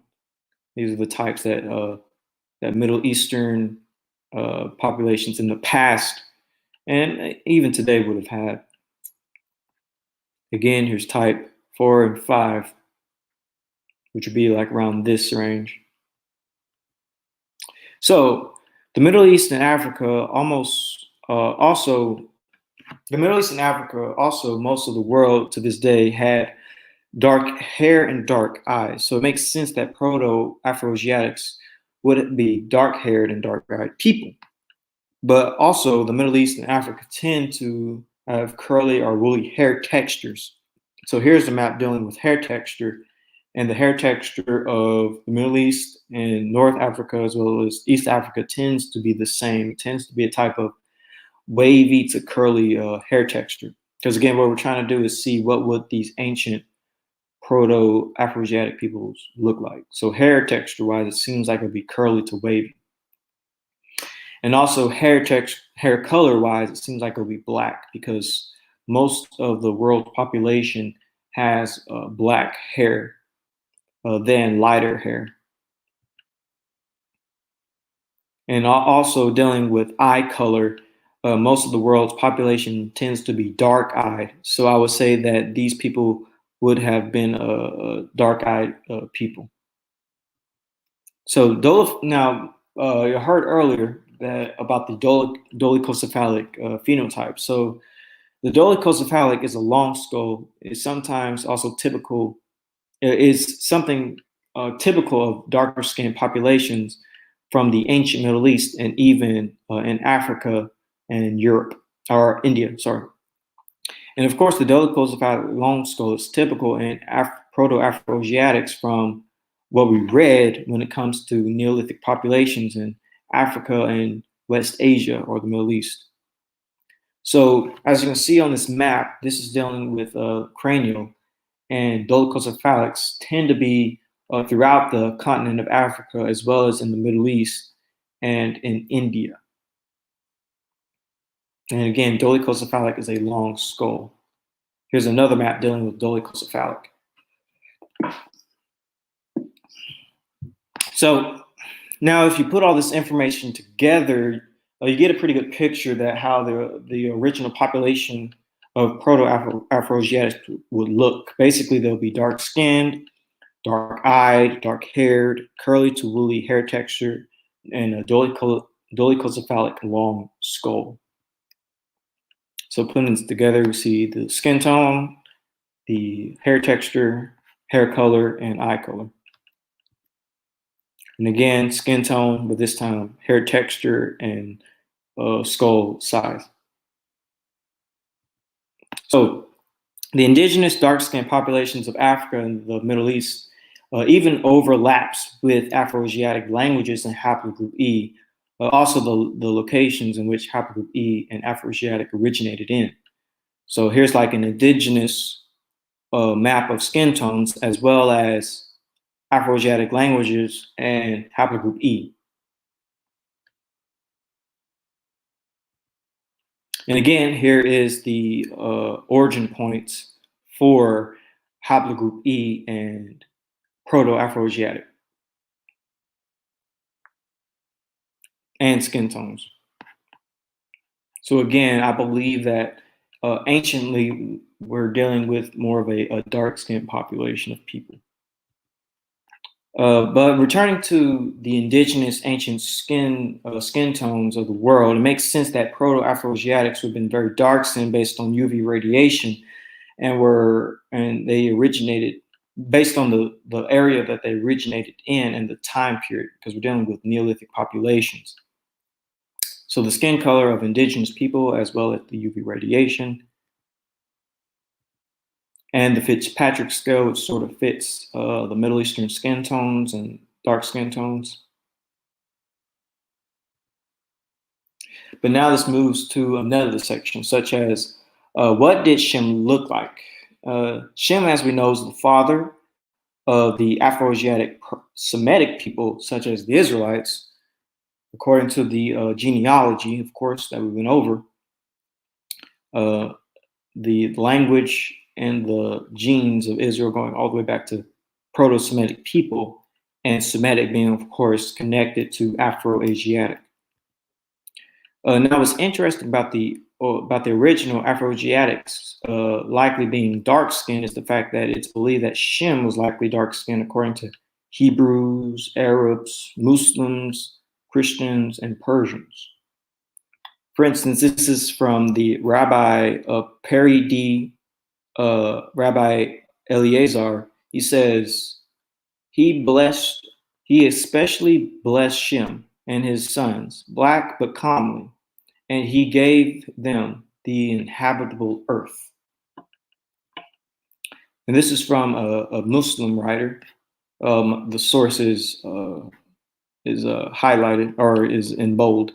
It says, the children of Sam or Shem settled in the center of the earth, which is between Saratma and the island and the sea, and between Yemen and Syria. Allah made the prophets of them revealed. Allah made the prophets from them, revealed the books to them, and made them beautiful, gave them a black complexion, luminous and free of blemish. And this is from the Persian historian. He says, born to Noah were Shem, whose descendants' color are a black complexion with a light brownish undertone and a dark blackish brown. And here's another Arabic writer. He says, Allah made the descendants of Sam, Shem, and the descendants of Ham black-skinned. And then this is from a Christian from the 13th century. He says, Shem is the land of the Browns. So what's interesting about this is that the descendants of Shem being dark-skinned isn't strange, because ancient Greeks said that Ethiopians or burnt-faced people lived on both sides of the Red Sea. The Middle East was populated by very dark-skinned populations. So from this book, it says, in ancient times, Ethiopia extended over vast domains in both Africa and Asia. It seems certain, declares Sir E.A. Williams Burge, that classical historians and geographers called the whole region from India to Ethiopia, both countries inclusive, by the name of Ethiopia. And in coincidence, they regard all the dark-skinned and black peoples who inhabit it as Ethiopians. Mention is made of Eastern and Western Ethiopians, and is probably that the Easterners were Asiatics and the Westerners Africans. In addition, Bulge notes that Homer and Herodotus calls all the peoples of the Sudan, Egypt, Arabia, Palestine, and Western Asia and India Ethiopians. Ancient classical historians who wrote about the Ethiopians was Strabo, from whom we note the following. I assert that the ancient Greeks, in the same way as they classified all the northern inhabitants with which they were familiar as Scythians, etc., so I affirm they designated as Ethiopia and the whole of the southern countries toward the ocean. Eudorus says that the Ethiopians were considered as occupying all the south coast of both Asia and Africa, and adds that this is the ancient opinion of the Greeks. Here's from another book, and it says, though the country of Ethiopia is frequently mentioned by classical writers, Homer, Herodotus, Strabo, Diodorus, Pliny, and others, Homer says in the Odyssey of the Ethiopians utmost of mankind that eastward suit those towards the west. These excerpts only show that Homer thought that there were eastern and western Ethiopians. From these various statements, we may conclude that Homer and Herodotus call all peoples of the Sudan, Egypt, Arabia, Palestine, and Western Asia and India as Ethiopians. Homer invented the names Ethiopia and Ethiopians, by the way. It's Greek. The historian, as Herodotus, Strabo, and Pelopi connects Ethiopia with Egypt as well.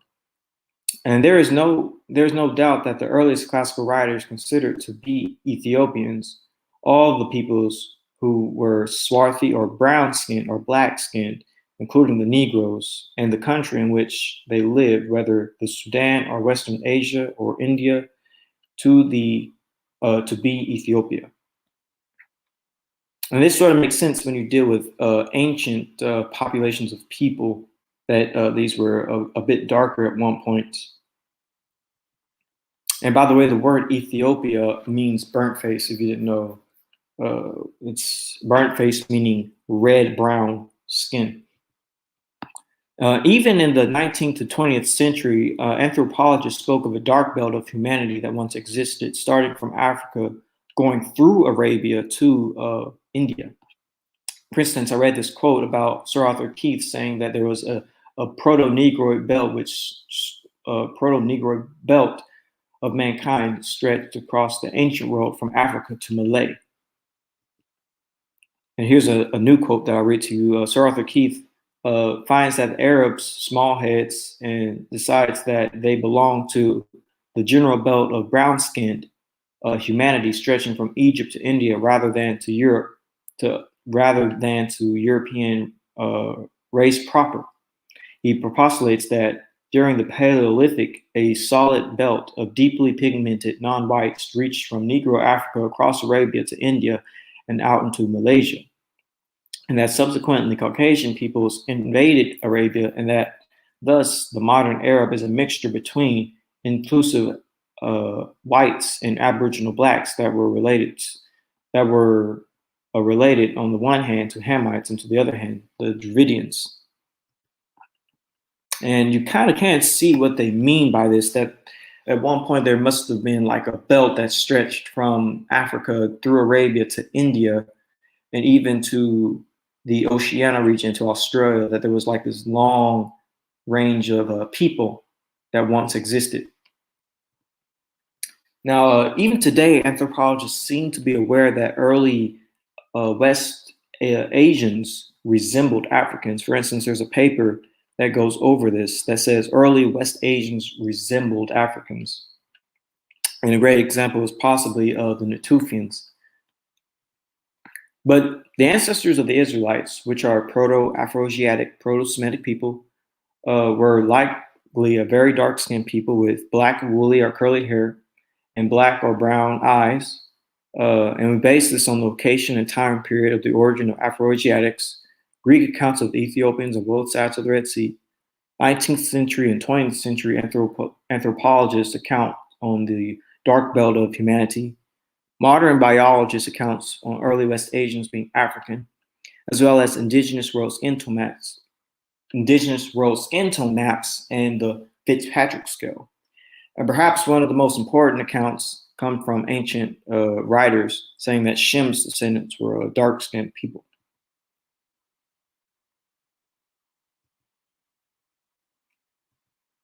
I believe that this is probably a good representation of how early Shemites would have looked. They would have ranged from a light brown to a medium brown to a dark brown and sometimes even black.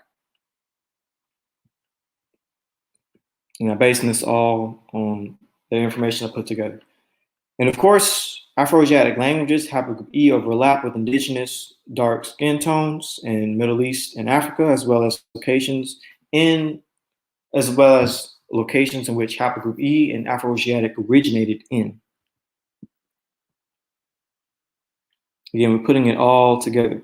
So with that being said, I believe that the phenotypes of Israel, Proto-Afroasiatic, Proto-Semite ancestors were a dark brown-skinned people with black hair and dark eyes.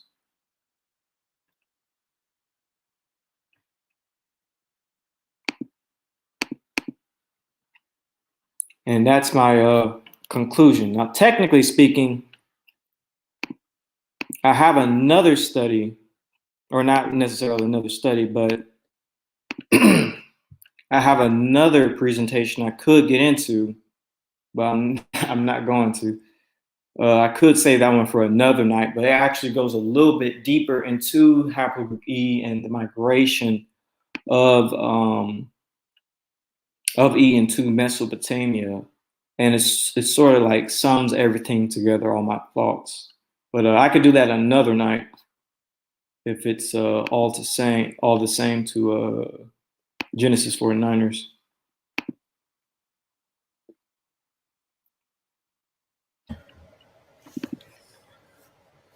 All right. Powerful information, brother. Powerful information.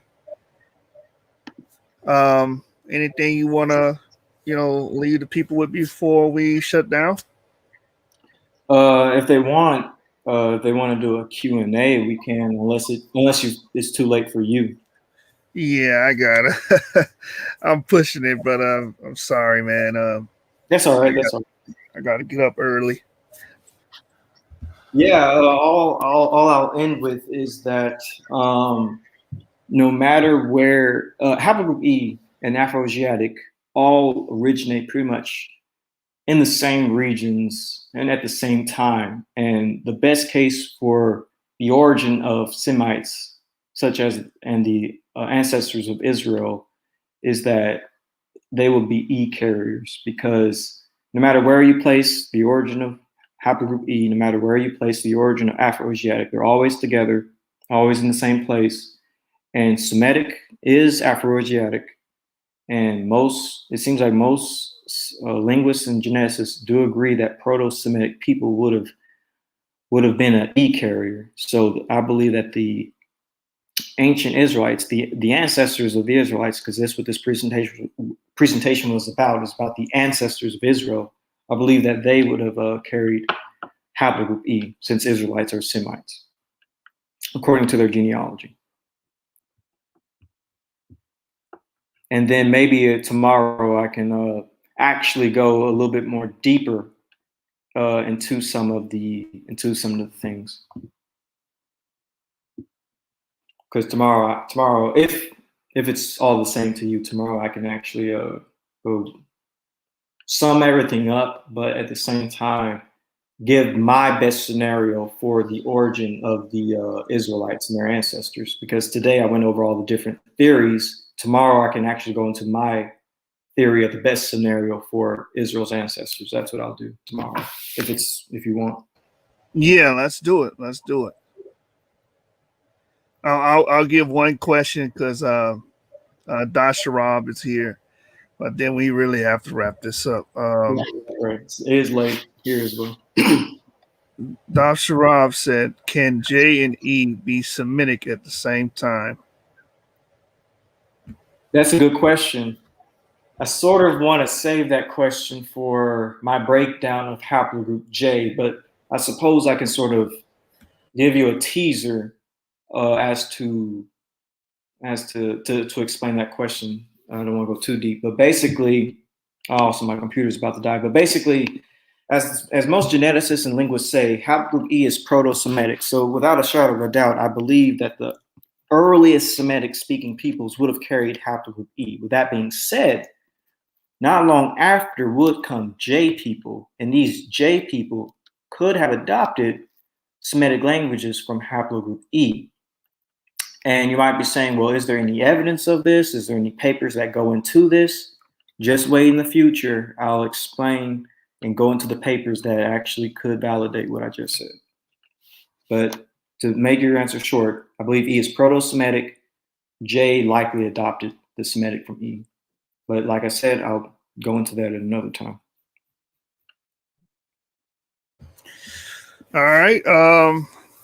Powerful information, brother. I mean, it was so many PowerPoints here within the presentation that the people thoroughly enjoyed it. It was one point that the brother said I slipped up because I try to give you the explosions every time you make a powerful point. And it was, I think it was something about that. One of the slides said that the Africans were the proto-Semites or something to that Yeah, effect. yeah. Christopher believes that Semites were just a few migrating Africans that came to the Middle East. Yeah, that's powerful, man. That's powerful.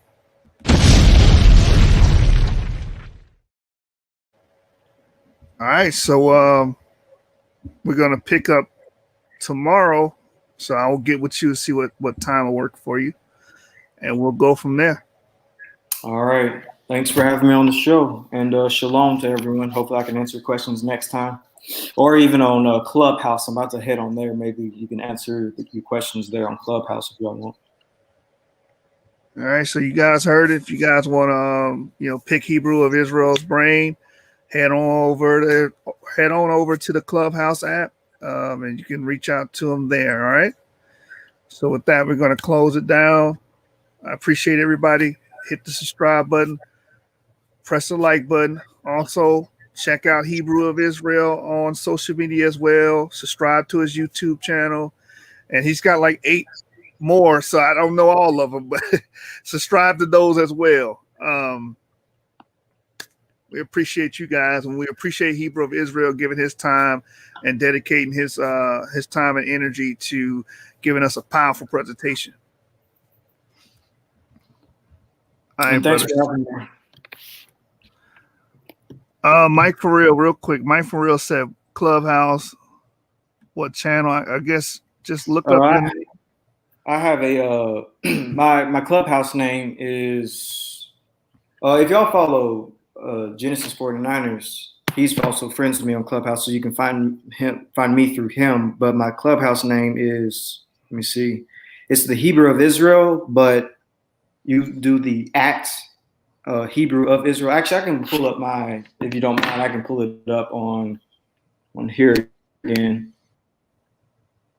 Yeah, go ahead. Sure.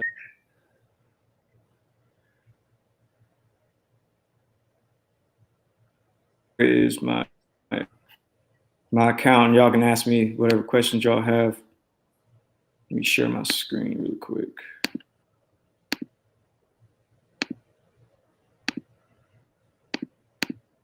So here's my account again. If y'all can see it, can y'all see it?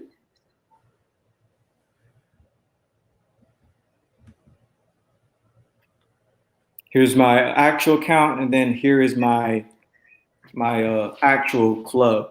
But this is my account. So y'all can write that down really quick, and then we can talk.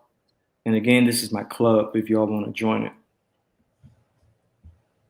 But that's my account. Should have put them side by side, actually. But I don't know. But yeah, hopefully y'all got that. Did y'all get it? Can I get like a 1 or whatever in the chat? I actually typed it in the chat. Okay. Hebrew of Israel @ Hebrew Israel, yeah. So I'll be there, but I'm probably going to be visiting another rim while you're doing it. Okay. I'll be asleep, in other words.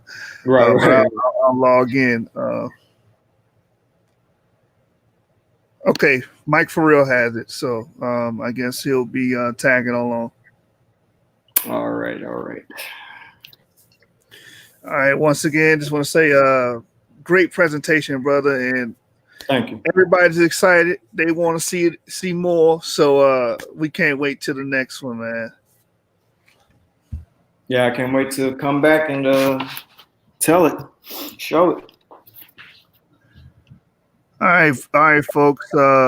If you guys want to, chop it up with this brother, just head over to Clubhouse. He is making himself available so you guys can pick his brain, ask questions, and build from there. But I gotta go to bed. So shalom to everybody. Facts. It's late. All right. Shalom.